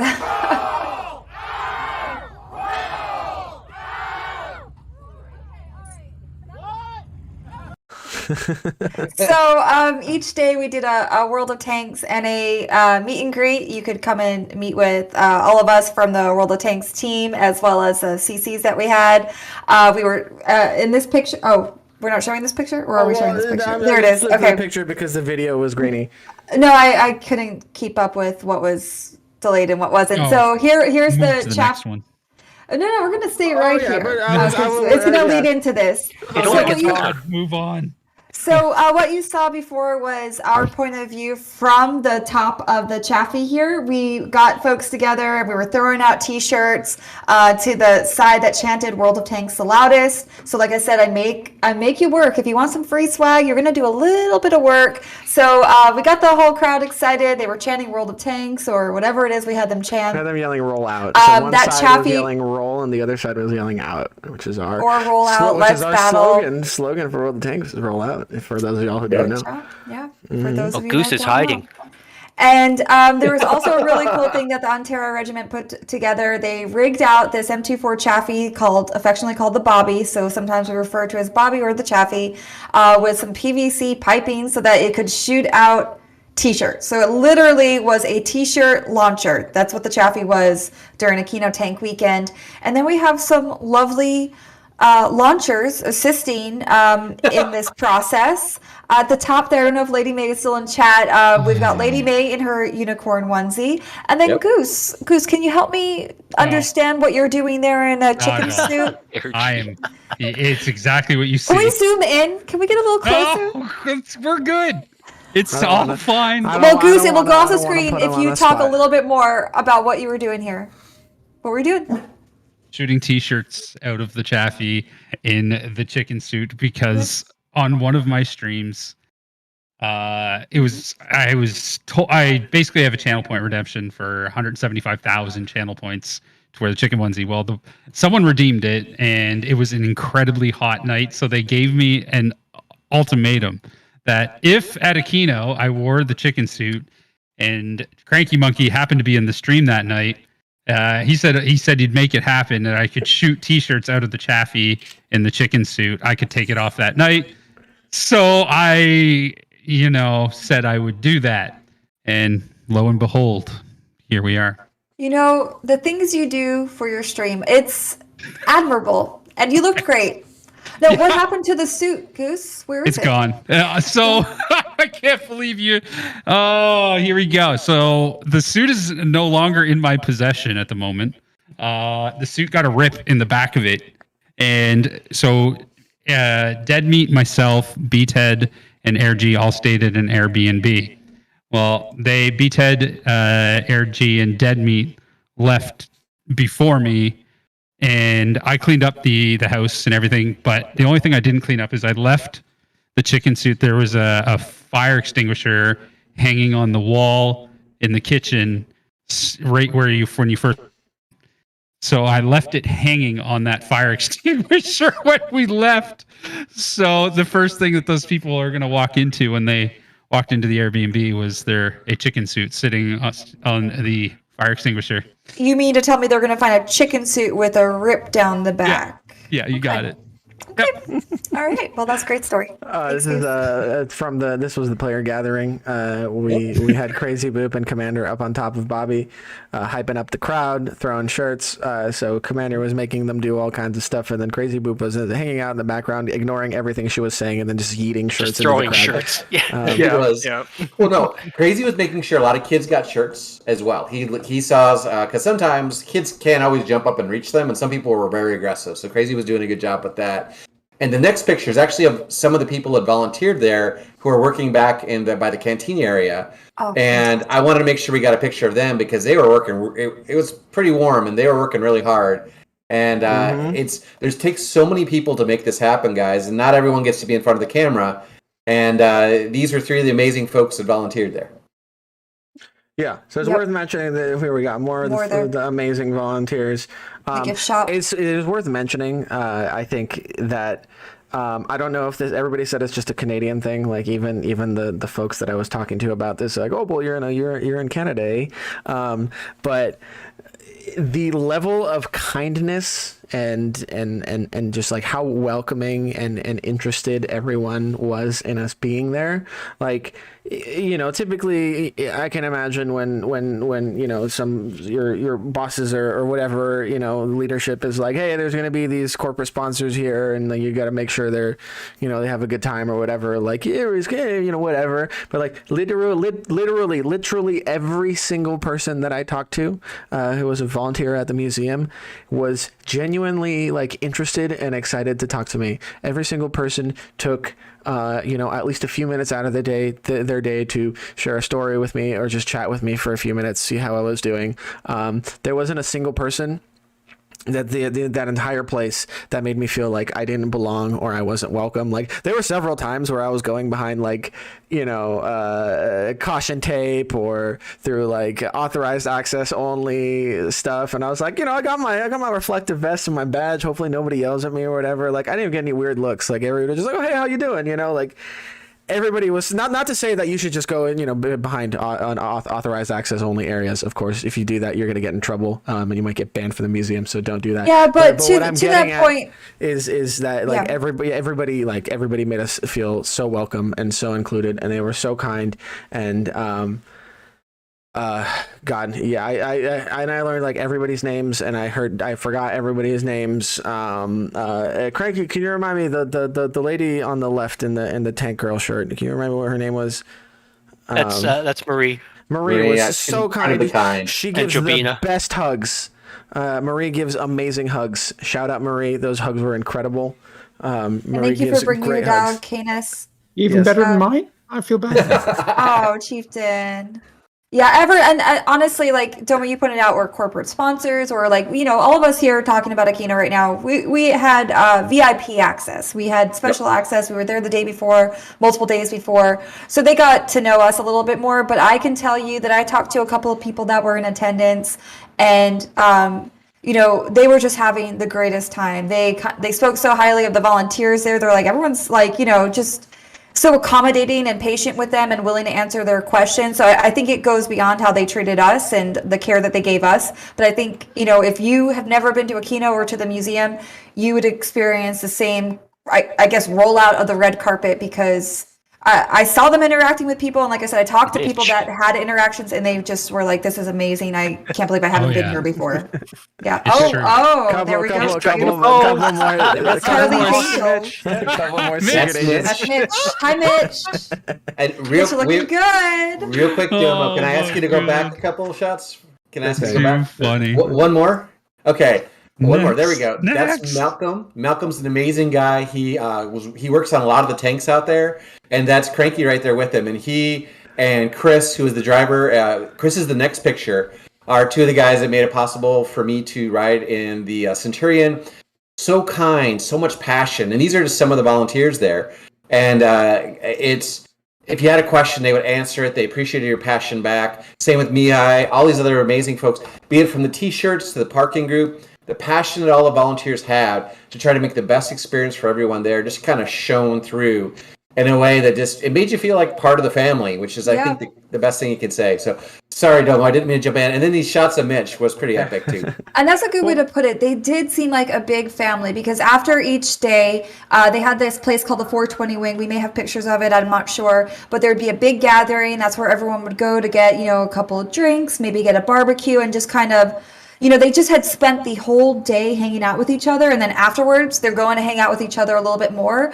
And obviously, we're newcomers to the group, and we were welcomed with open arms to come join their little family and hang out at the end of the day and get to know them. And obviously, if this is your first time attending the museum or Aquino, you're going to be like a kid in a candy shop, right? But I feel like the volunteers are just that way too. Like every day is like going to Disneyland for them. And I don't blame them because I can't wait to go back. Like I keep telling Cranky. It was awesome. Yeah, it was so good. And going for that cold beer at the end of every day, it's such a really, I don't know how to explain it. It's almost like the Armadale, but it's very much like my goodness, like a tradition almost at the end of a hard day there.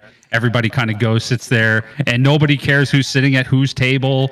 It's just everybody you find a seat, you sit down, and you chat with whoever's at your table. Like it was really humbling. It was really a cool experience. On the subject of like feeling like family, like every kind of evening as we were closing down, ramping down. Pretty much every single day, like at least one person, usually more than one person, would be like, all right, we'll see you guys at the wing, right? Like, and then Armourdale. I can't really like endorse any beverages of the adult persuasion on this stream, as we are a T for Teen rated game, but that particular beverage that they had on tap at the wing, really cool, like really good. Like I was informed that I ordered the wrong one when I went there, and a nice gentleman said, no, grab a glass, I'll give you the right one, and he gave me the right one, which was the Armored Ale. Not only was it very good, I believe it was like 5 to 15% of the proceeds from sales actually of that beverage would go back to the museum. So that was also super cool. This is crazy boop on top of an M6, well, inside of the commander's hatch of an M60. So these photos are all of the stuff that has the watermark down there at the bottom, MCW photography. That is the experience and the skill of a practiced and the artistic stylings. Yes. Well, so like, what I'm getting at is like, you can a lot of the times I would hear like I took a photo class, and my instructor was like, I'd bring my camera out to like my kid's soccer game or whatever, and I'd take all these awesome photos, and then people would be like, oh, that's a great camera, man. So I want to be clear, like, this is getting this level of quality out of your images is far from just the equipment. It is very much, positioning. And just experience, practice, knowledge, all of that, aesthetic, like choices as well, like taste, right? All of that goes into, like, the photographer makes the photos, not the camera. I just wanted to be clear about that. And Cranky is a very, very, very talented photographer. I use a Kodak Instamatic 126 with the flash cube. Let's see more of Cranky's. Oh, there's more of Cranky's work. Now, I was not texting, by the way. I was putting up posts on IGTV because I had taken it over for both days of the weekend, and I am a social media noob. And that's figuring that's things one out. of, You one of the, did one of the leopards. fine. One of I the know I did leopards right great. there. It was a lot of fun. That is I the just want to best put place to put a up an shout Instagram out story. to Casey Pitta, who actually just showed up. Oh, hey Casey, you're in chat. Yeah, He's on Facebook. Casey, long time no talk.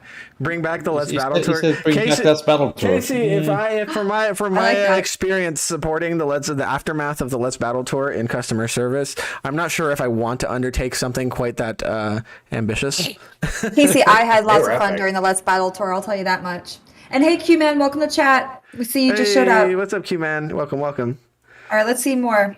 Okay, the awesome crowd. We Oh, is that Lady got- May? We got the CC. We got May, Air G, B Ted, Dead Meat, and Goose. Dead meat. There's the back of Goose.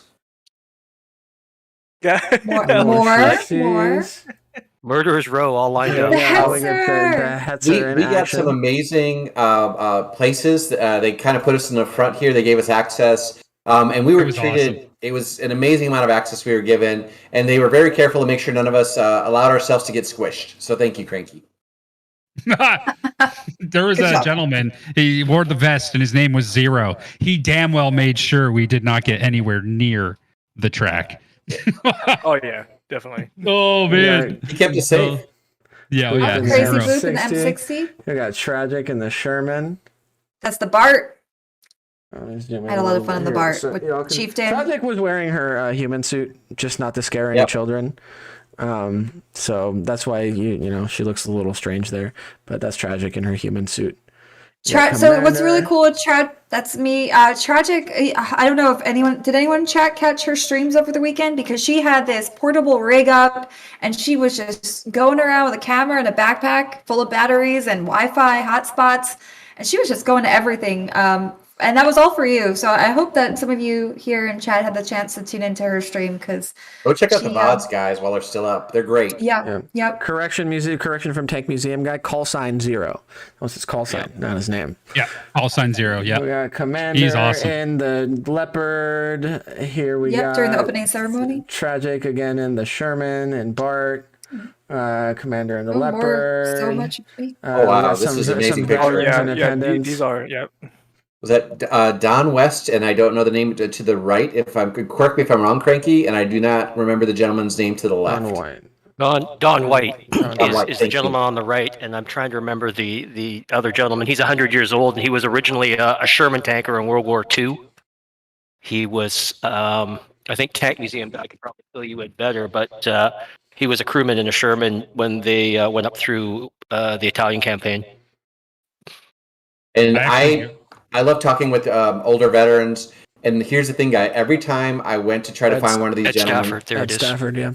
thank you. There was every time I went to go to try to find these gentlemen and talk to them, there was a crowd around them because everyone wanted to hear their stories and talk to them, which I think is amazing when people treasure that amount of history and treasure them. And it was awesome for them to be able to make it out there. So thank you very much, Tank Museum guy, and everyone who was able to help them get out there because it was an honor. I got some videos of the two of them actually talking. It was very humbling for me. I have had like my great grandfather served in World War I, and my grandfather served in World War II. So for me, it was incredibly humbling to see these gentlemen there. I like that they were participating, clapping, cheering. During O Canada, they both stood up. Even the gentleman who's 100 years old, who was having such a difficult time, stood up, and it was incredibly soul touching. I have no words to describe what it was like to see these gentlemen there, and they were talking about their experiences, and like they remembered it like it was yesterday. Like it was incredible, the tenacity of both of these gentlemen. Here we got Tech Museum guy says Don was a Staghound crew member in World War II, and he's a museum member, 97 years old, and he still gives tours. Yeah, he likes Museum interacting with family, yep. the school groups that come in. He's actually very well known in Holland. He was part of the liberation of, I believe the name of the town is Leeuwen, and Mitch knows. he's invited back every year that he can possibly go. He is so well respected by them that they actually named a tulip after him called the Don White tulip. Oh, wow. And if any of you know the history of Holland and Canada, the royal family of Holland, they were brought to Canada during World War II, and they were secreted here. And while they were here, they had a child, and in order for the child to be born on Dutch soil, they actually got some Dutch soil here and put it underneath the bed of the Queen, so that the child will be born on Dutch soil. Oh, wow. Very So cool. ever since then, since the liberation and for everything Canada has done for the nation of Holland, they've been very, very thankful. And he's a very well respected man in all areas. I mean, he's a great Canadian. Didn't you say that due to that, don't they send flowers? Or Yes. like So every flowers? year there's a tulip festival in Ottawa, which is the capital of Canada, and they send over thousands and thousands and thousands of tulips every year for us. And it's a festival that goes on for usually 3 weeks in the month of May, I believe, in Ottawa. I find it's impressive the amount of memory, or I guess, or commemoration that a lot of the European countries, like small towns in France or Belgium, Netherlands, Austria to a point, that they probably take more, maybe probably because it was their own town, but you're going to see a lot more serious. They take the commemorations a lot more seriously, I think, and their celebrations. Oh, it's the 100th anniversary of our liberation. Than I think a lot of Americans do. And I don't know if that's the same or not in Canada. But I mean, you probably, I would almost wager that you can go to a small town in Belgium and you could ask, it's in the school curriculum, what unit, like 7th Armored went to Overloon, let's say. And there are still tanks from the battle that they just never dragged off, and they're just sitting there as monuments. It's a King Tiger and Leglaise, or Stuma, one of the others. This was the high point of the Battle of the Bulge, and the Belgians are not letting anybody take that tank because it is their monument. Yeah. Very cool. So we got more shots there. Fantastic shot. Don, I believe, right? That's Don White. Yep. It's like the Marie from the gift shop earlier. Yep. Mm-hmm. We got some shots of the crowd. So the big crowd watching the lined up by the arena. Not as many bleachers out this year just because of COVID. But still, we got Fix It and Post there. Oh, Fix It. You know, we were just on a shoot today with Fix It, and he's always saying, like, he has a GoPro up sometimes just so that he could, like, be like, this is what I was doing today. I was here, but he's never in front of the camera. He's always behind it, so we never get any glimpses of him. It's actually true. It's the elusive Fix It and Post. And he worked so hard, guys. He was running around all over the place. Not just for Commander, but also for Chieftain. I hope it's footage. Excuse me, it wasn't just Fix It. It was also B-roll. B-roll. Oh, everything. He was capturing everything. But I'm hoping when he was able to get that 42 when it was working. It was a bit troublesome, the two of them, but there was a moment, I think it was on day one, where the two MG42s were like talking guns. When you have one goes, then the other goes, and then the first goes. And they're basically the real thing. They fire at the real rate of fire. Yep. And you can just imagine what it would be like beyond the receiving end of two coordinated MG42s. And the reenactments were amazing. Oh man.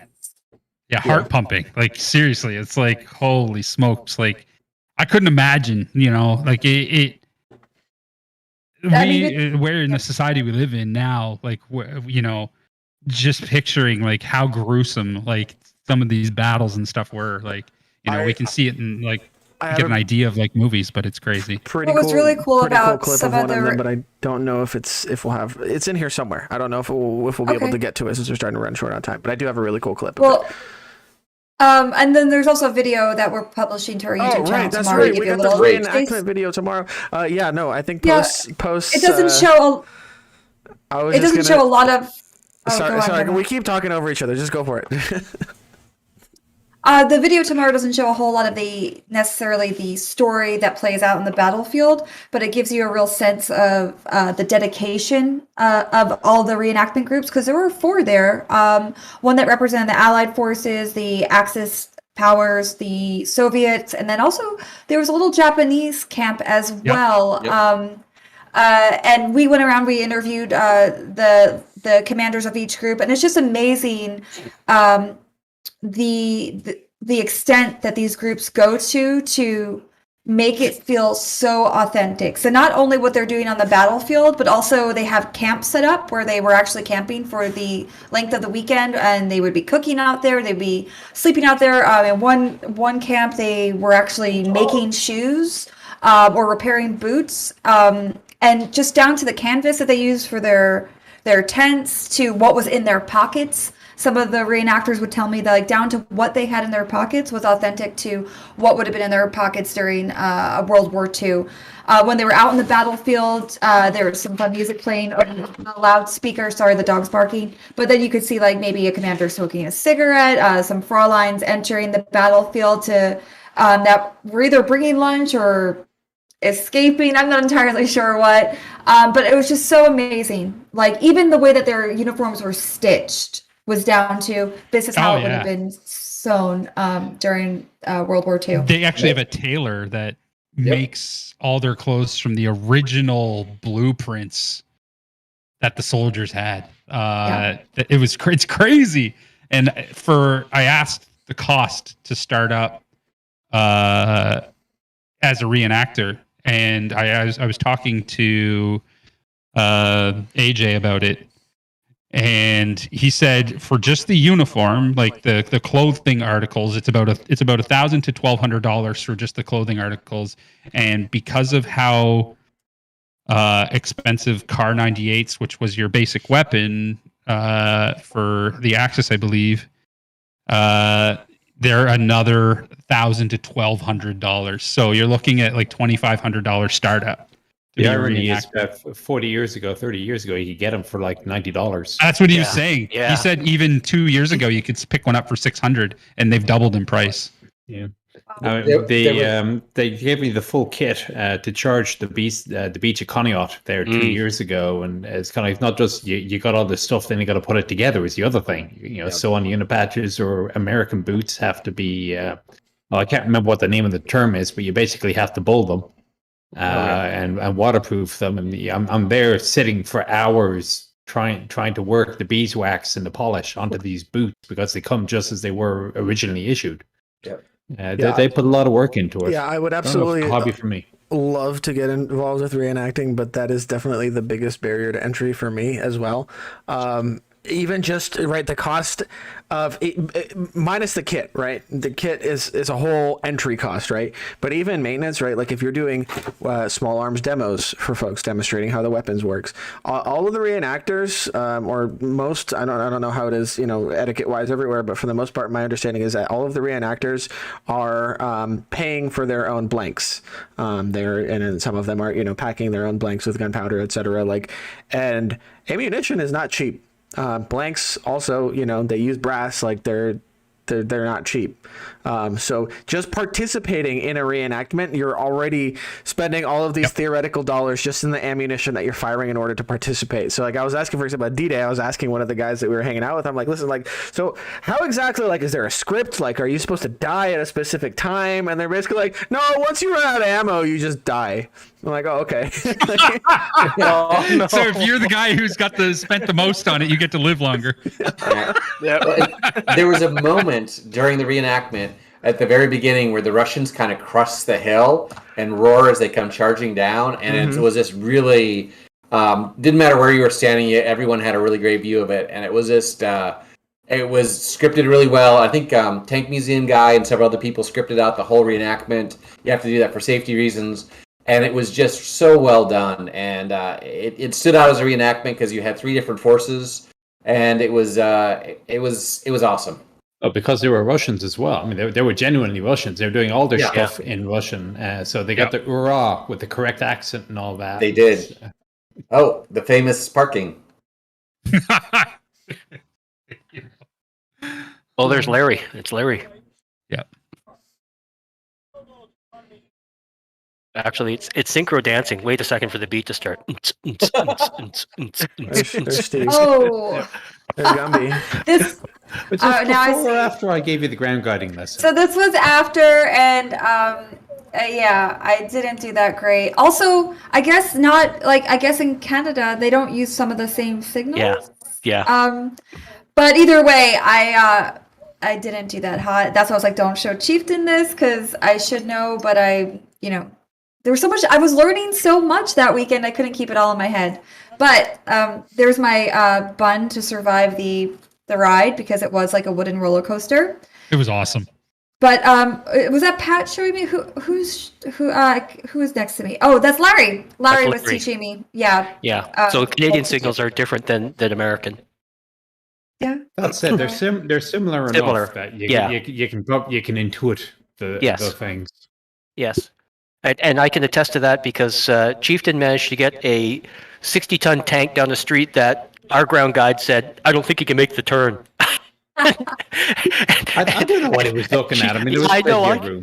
Chieftain climbs down, takes a look at it, takes a look at the tank. It was the M60 for Grumpy that he was commanding for Convoy of Remembrance. And he looks at it and he goes, oh yeah, I can do this. He gets down, he starts giving our guys, Ken was his driver. And no word of a lie, there had to be maybe an inch on each side between one of our parked vehicles and a civilian parked car. And you exaggerate. You're at least 4 inches. Okay. 2 inches each side.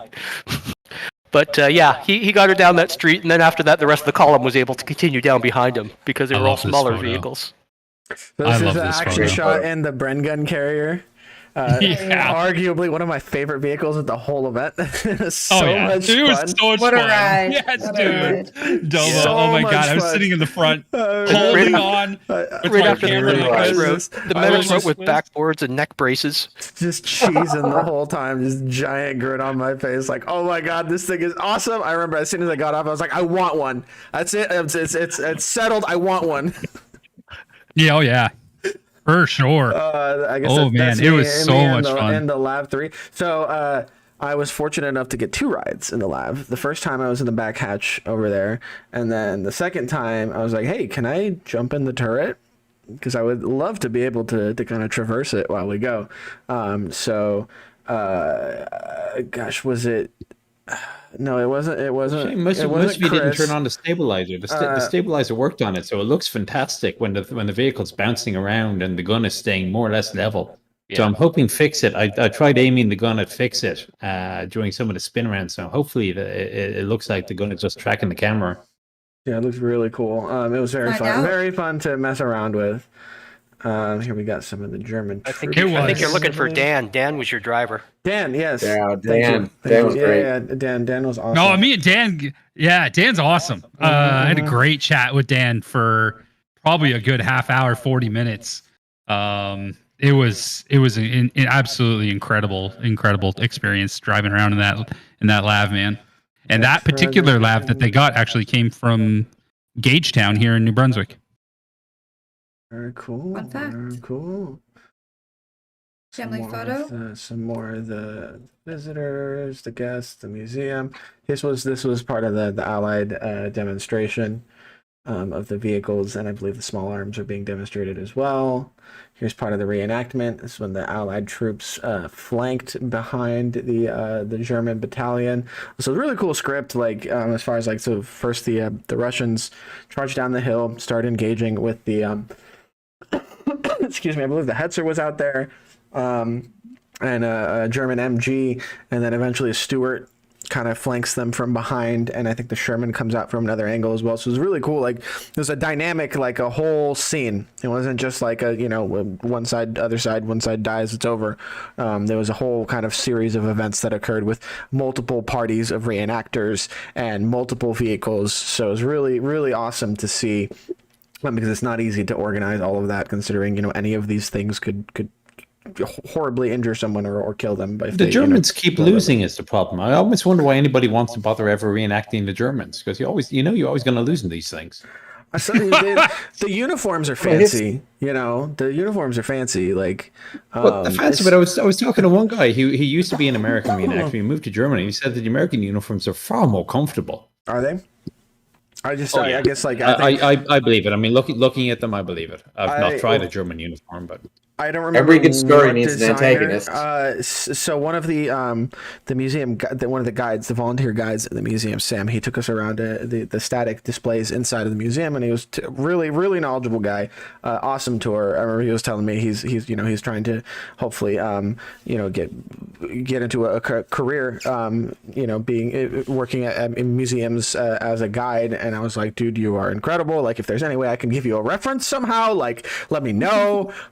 Unfortunately, like, we're covered as far as Historia goes because we've got the chieftain, but like, if we ever have an opening, like, you got my recommendation. So he was telling us that the uniforms, apparently the German officers' uniforms were designed by like Hugo Boss or something. Some crazy, like, well-known, like, nowadays designer. I think that's an urban myth. So Ralph it? Roths is the director of the Panzer Museum in Munster. Okay. And he actually, on the Panzer Museum channel, he has a video specifically on this question, I think. Mm-hmm. I see. Okay. Well, either way, some very ornate uniforms that they had. All the tailoring was very kind of spick and span, like, top notch, all kind of angles and neat and everything. And then the like for example, the Canadian uniform was more like a kind of like a more of a canvas type of fabric, like, wasn't as fancy. So maybe that's why some people want to reenact for the German side, just because they have the cool looking uniforms. I don't know. Okay, if the bot allowed me to post a link, I'll put a YouTube link to the German museum director talking about the uniform subject. If it does not, send me a DM. And while you send that DM, this is more of the meet and greet where Crazy and I were on top of the Chaffee. People are pumped. It was awesome to get to meet all the people. Oh yeah. There's so many members of the community. Hotwat was in here earlier. Alamander, Wolf. Yeah. There's just tons of folks. Chiron was there. There was a lot. So something of to people. mention about this photo. As you look back, you can see where the tent is in the upper left, and you can see, like, there's two vehicles there, and the one dead ahead is the Sheridan. That's the 551. So when we were launching T-shirts from this, people were, like, standing by the road, and they were standing just at the edge of the road in the grass.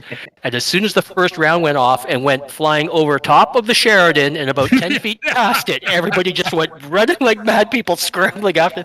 And after that, everybody was way back there by the Sheridan, and that had to be, a good 100 feet or so? Oh, it was a good ways, man. It was a good ways. It wasn't even juiced up. People were just surprised. There was the crowd around the Chaffee, and then there was the second crowd out in the field waiting for the shirts to get launched. It was pretty funny to watch. So, quick, brief public service announcement about if you are ever at a live event, and there are being T-shirts thrown into the crowd, don't go bowling through kids to grab a free shirt. Yeah. Because there were a few larger gents, some bigger dudes, and they were just knocking over kids to get T-shirts. And the funny thing about that was that you see that building over there in the corner that was maybe a 5-minute walk. We had a booth full of shirts, the same shirt there, so you literally could have just walked over there and grabbed a shirt from our booth. But some of these guys were really into grabbing the shirts. Don't go knocking over kids for a shirt. All right, the little kids will get more excited about it than you are. Like, let them have a good time, And if I'm working an event and I'm throwing shirts and I see you bowling over kids to get a shirt, I'm gonna find you and take that shirt away from you. So that was my public service announcement. I'm getting off of my soapbox now. And fair play to Crazy and to Domo, who made a point of making sure that the kids, like, you see the kids in the lower right-hand corner. Yeah. He made sure that the kids got the T-shirts, and they really worked hard to make sure that, because there's a lot of tall guys in there. You guys can see that in the picture. And some of the kids, like right over where Commander ASR is, and you can't quite see over Crazy's shoulder. There's a bunch of kids over in the corner as well. And they really did a shout out to you guys for making sure those kids got the shirts. So we got like 5 minutes left, so I'm gonna just rapid fire through some photos. So just stop me if you guys want to talk about anything. But we got Goose, Lady May, Commander. They're doing the chicken. Like the picture dance. says it all. You said stop you if we wanted to talk about it. Well, I want to talk because I want to talk about this one. This was That's a great picture. This was the Twitch channel points from Goose's channel being spent. You got May. He was laying eggs there too. They were dropping out. Oh boy. May was You ready can to see- charge in that tank with that pose. You can see one of the shirts in flight there. So right there, Yeah. like you see that shirt that was going all the way back. That crowd had gathered back there because we were firing off the remnants of the shirts, and they were getting some distance. So here we got more vehicles. I got Salamander. Here we got. Go back one. You got that little Mark IV there. Correct, not Mark Yeah. IV. The Vickers, Oh, yeah. light tank. Yeah. So I had a look at that, and I like to think I'm fairly well up to speed on my tanks. And I see this thing, and I have no idea what I'm looking at. I thought it was some made-up thing, and it turns out that of all the obscure things this guy could have built, the Latvian army got somewhere between a half dozen and a dozen of these things. Little Vickers commercial light tank with a 40mm gun. And that's what he has. So, I mean, there is one of them. I had actually seen it in Kubankin, but it was like 10 years ago, and I didn't. So it was fascinating to see that little guy in there. Yeah, this guy right here on the right. Yeah. Yeah, it's definitely an interesting looking little tank. Almost kind of reminds me of like a French vehicle, like an AMX. Here we got the Chieftain talking about the Centurion. Yeah. I would not buy a tank from that man. I don't care if he has a microphone. Hello, friends. This thing is just a very low mileage vehicle. You got more. Of Chieftain, the- what were more you of the talking about there? volunteers. Your presentation, your show and tell? Oh, they for the tank parade, they had various different guest speakers talk about different vehicles, and Tank Museum guy decided that I should talk about the Chieftain, but that broke down, so they had me talk about the Centurion instead. The Chieftain in its natural habitat, the repair bay. Yes. Imagine that.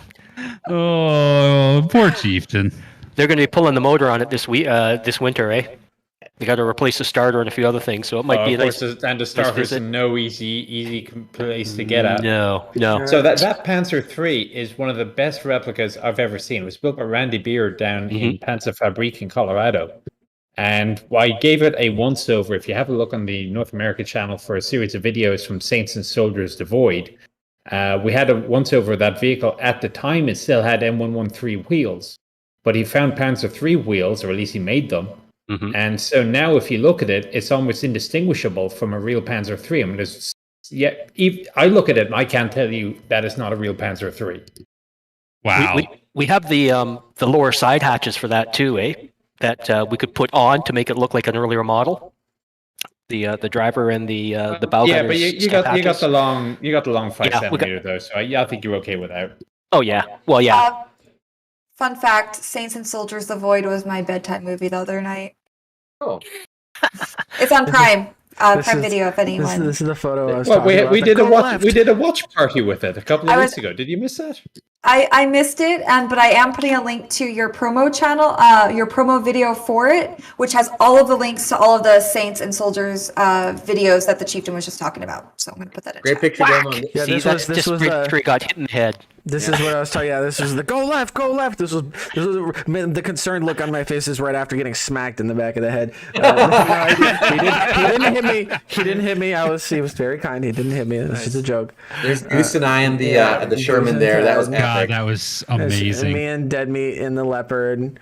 There's Crash and Chris driving. Chris was. Yeah, Chris. I like Chris's driving. He was going quick. That was a lot This of is fun. amazing. Yeah. This is an awesome shot of Dead Meat in the T-55. Really cool. Yeah, I would definitely. If I was T-54. T-54. T-54, not 55? T-55. No, it's 54-55. It's a 54 because you have the ventilator housing in front of the TC's hatch. Or Lotus So- hatch, sorry. So I'll keep going through photos a little bit while I share this story, but I was telling Cranky one of the coolest things all weekend for me personally was here we are in the Bren carrier again, smiling like an idiot the whole time. Oh, dude. We were having a blast. Yeah, I think it was awesome. So on Thursday, I remember I thought at the time it was a T-55, but I was like, Cranky, that T-55 down there at the end, it's one of my favorite tanks in the world. Like, is there any way we could jump on top of that thing? And he's like, sure thing, man. Cranky ended up taking up through the whole line of because there was like four or five different tanks parked in the arena for staging. there was the Sherman, there was the M60, there was a Chieftain, and there's T55 or T54. There's Chieftain in the lab traversing the turret. And Cranky took us through each one of these tanks. We got to jump on top, we got to climb in. He was telling us about the ammo rack on the M60 is on the front left side or on the right, and once the ready rack is spent, the loader would have to wait until the turret turns to the right, I believe.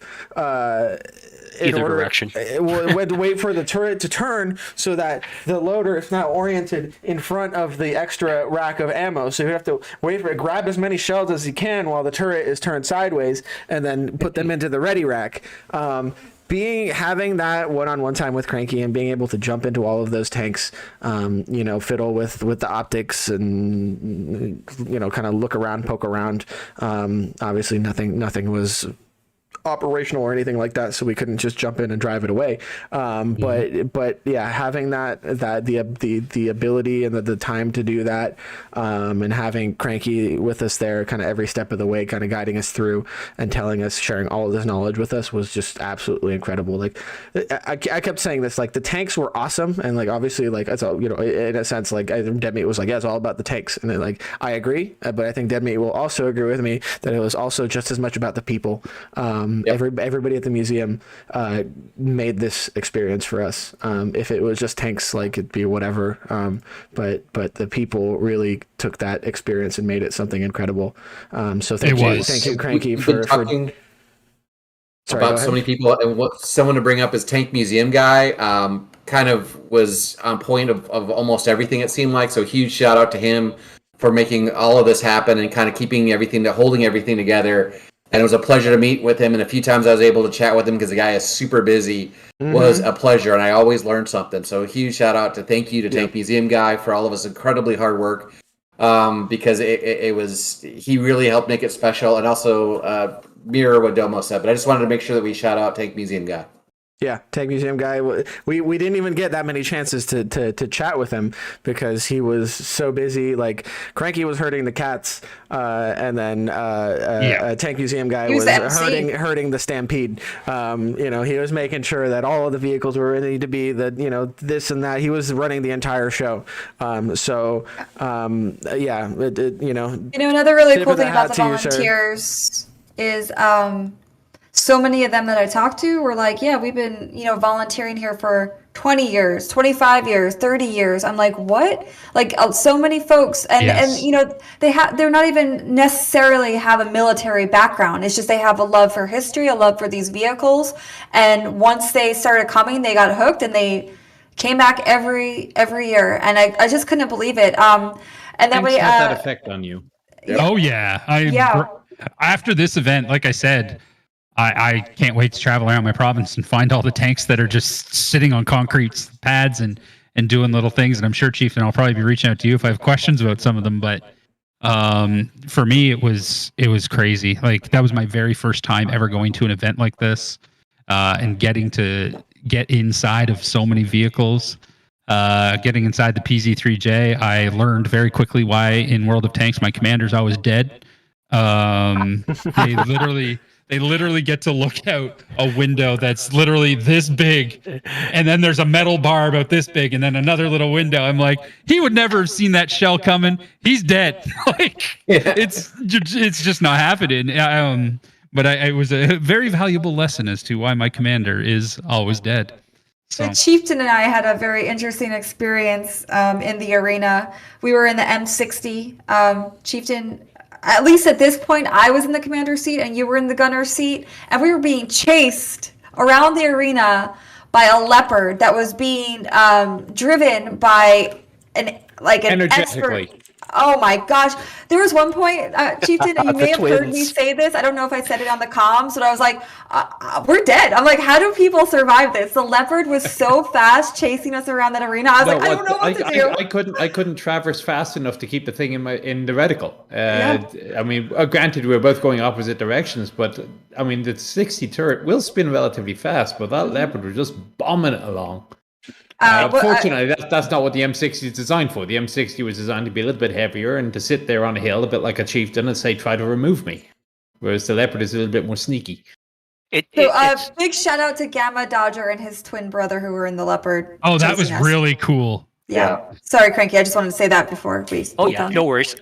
It's interesting that like people get this firsthand experience by viewing it, but with you and the chieftain being in a vehicle and experiencing that, and just to put things in perspective, the tank arena is maybe 2 football fields long, and the vehicles were at opposite ends. So the chieftain and Commander AF were in the M60 on one side, and our guys in the Leopard were on the opposite side, and they were behind what we call the roundabout, and it's maybe 8 feet tall or so and grassy, and they could not spot this tank that was 2 football fields away.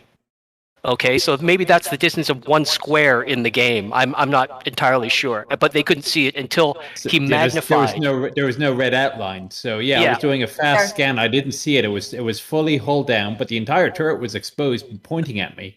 I scanned right past it, and it was only when I went back for a slow scan, I figured it's got to be there somewhere, that I'm able to see it. It blended in very nicely. Yeah, it's scary. At that point, they gunned it, and because he was zoomed in, obviously he lost track of the vehicle, and they just closed on him, and then the chase was on. It was quite funny. Gosh, it was scary funny. But Chieftain, you also pointed this out too a couple of times while we're getting into all these different vehicles, like the perspective, like. If you, many of us, I'm sure many of us in chat have not been in a tank and have only played the game. It is such a different battlefield. It's such a different perspective. Can confirm. Like when you're not in the third person view. Yeah. I'm like, third person view.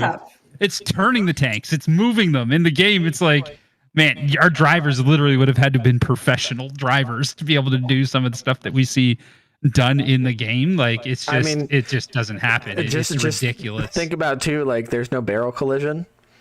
Imagine if there were barrel physics in World of Tanks. Oh my god, nobody would have a barrel that works 5 minutes into the game. Yeah, right.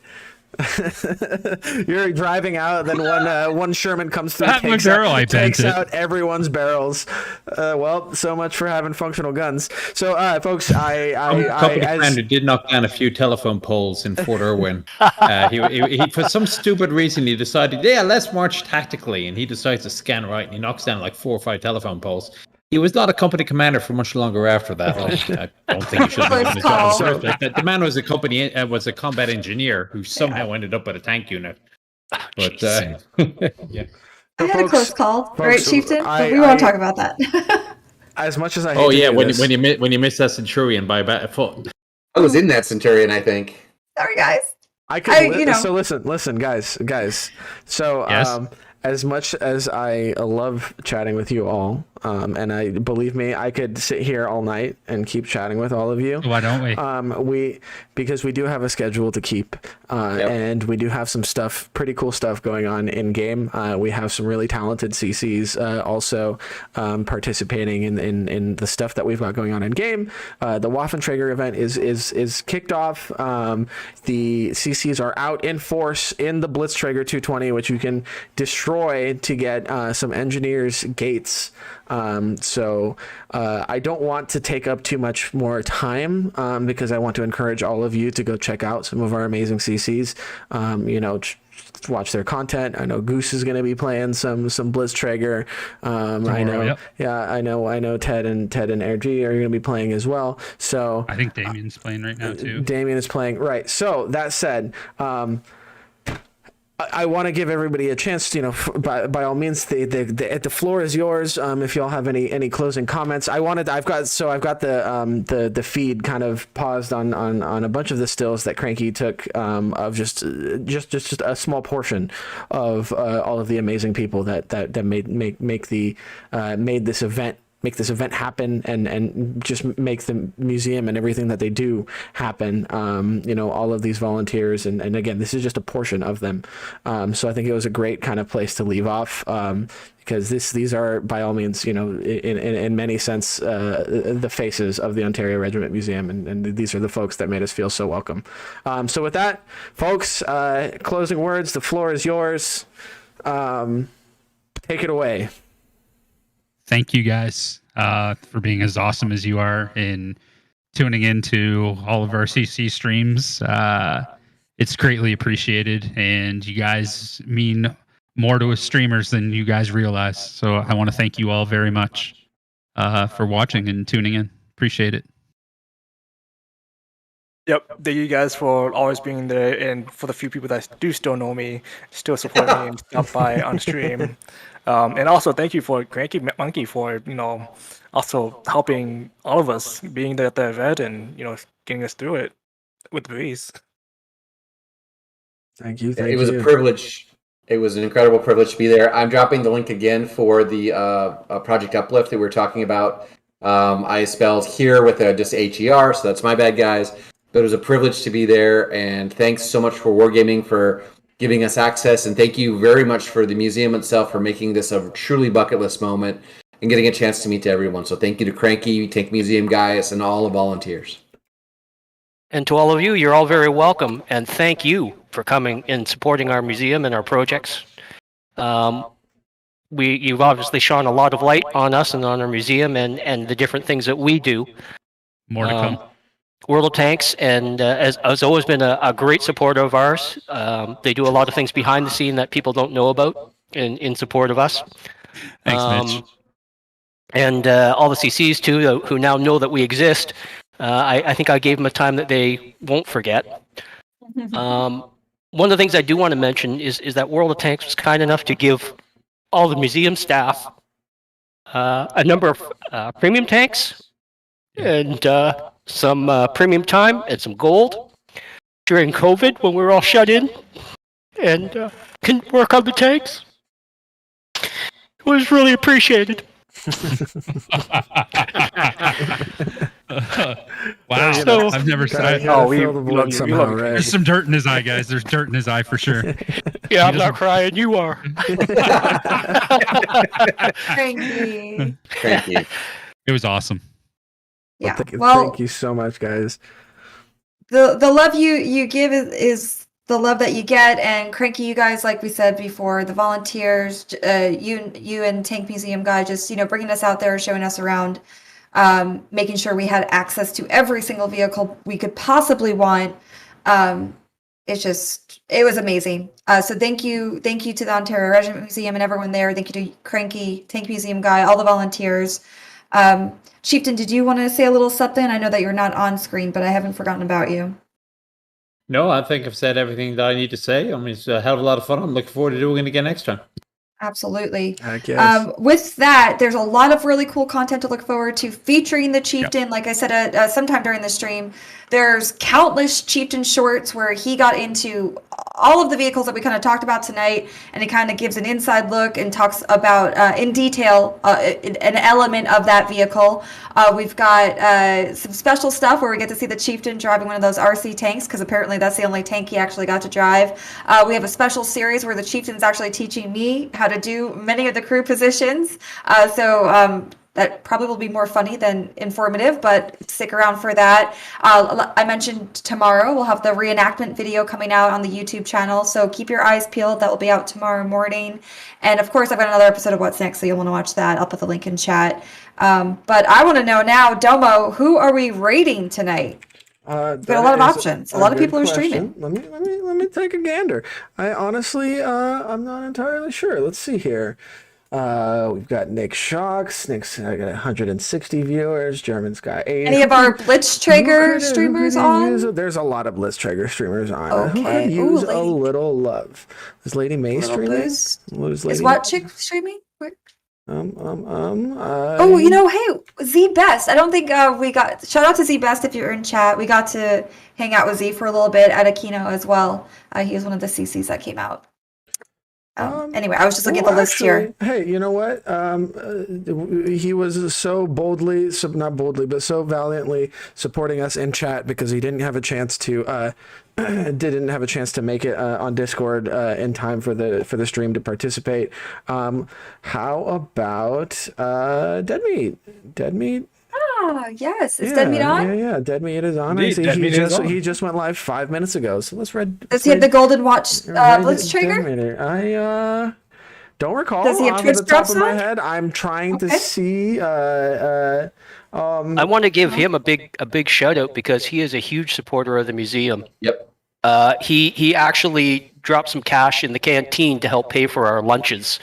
One day, he's also gone to match people who have made donations to the museum and to Project Uplift, and he does that on his stream. So he is quite an amazing man. I have a lot of respect for Dead Meat. Yeah, Dead Meat is tremendous. He's got a big heart, man. He's got a big heart.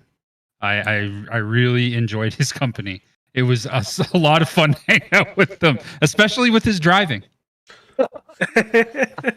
You drive a car like you drive the tank. All right, so here is the deal. Because we really do have to get going.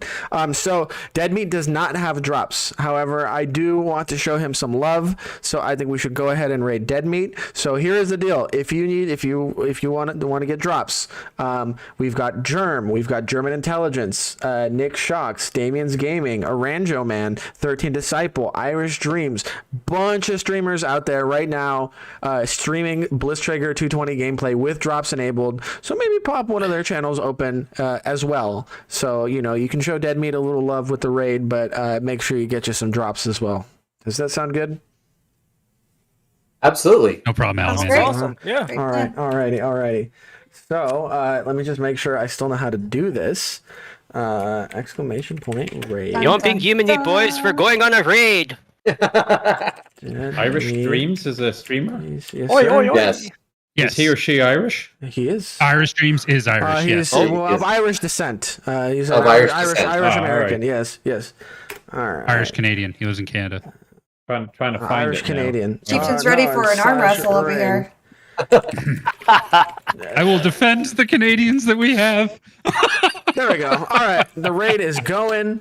Thank you, everyone, so much. Chieftain, Cranky, B-Ted, Air G, Goose, and, of course, Commander AF. Thank y'all so much for joining me. It was an absolute pleasure. I was not kidding when I said I could sit here and chat with y'all all night. But alas, we do have to make sure we show our CCs some love because they deserve it as well. Folks, again, have a blast with the Waffentrager event. Go kill those Blitztrigger 220s. Get you some portals. Have some fun. And we will see y'all very soon. Bye-bye. Good to see you guys. Appreciate you. Thanks Bye-bye. again. Thank you guys very much. It's awesome. I'm not crying. Phenomenal. You are. I'm not crying. You're crying. It's phenomenal, dudes. I'm telling you, it's phenomenal. All right, I'm cutting you guys off. Bye-bye.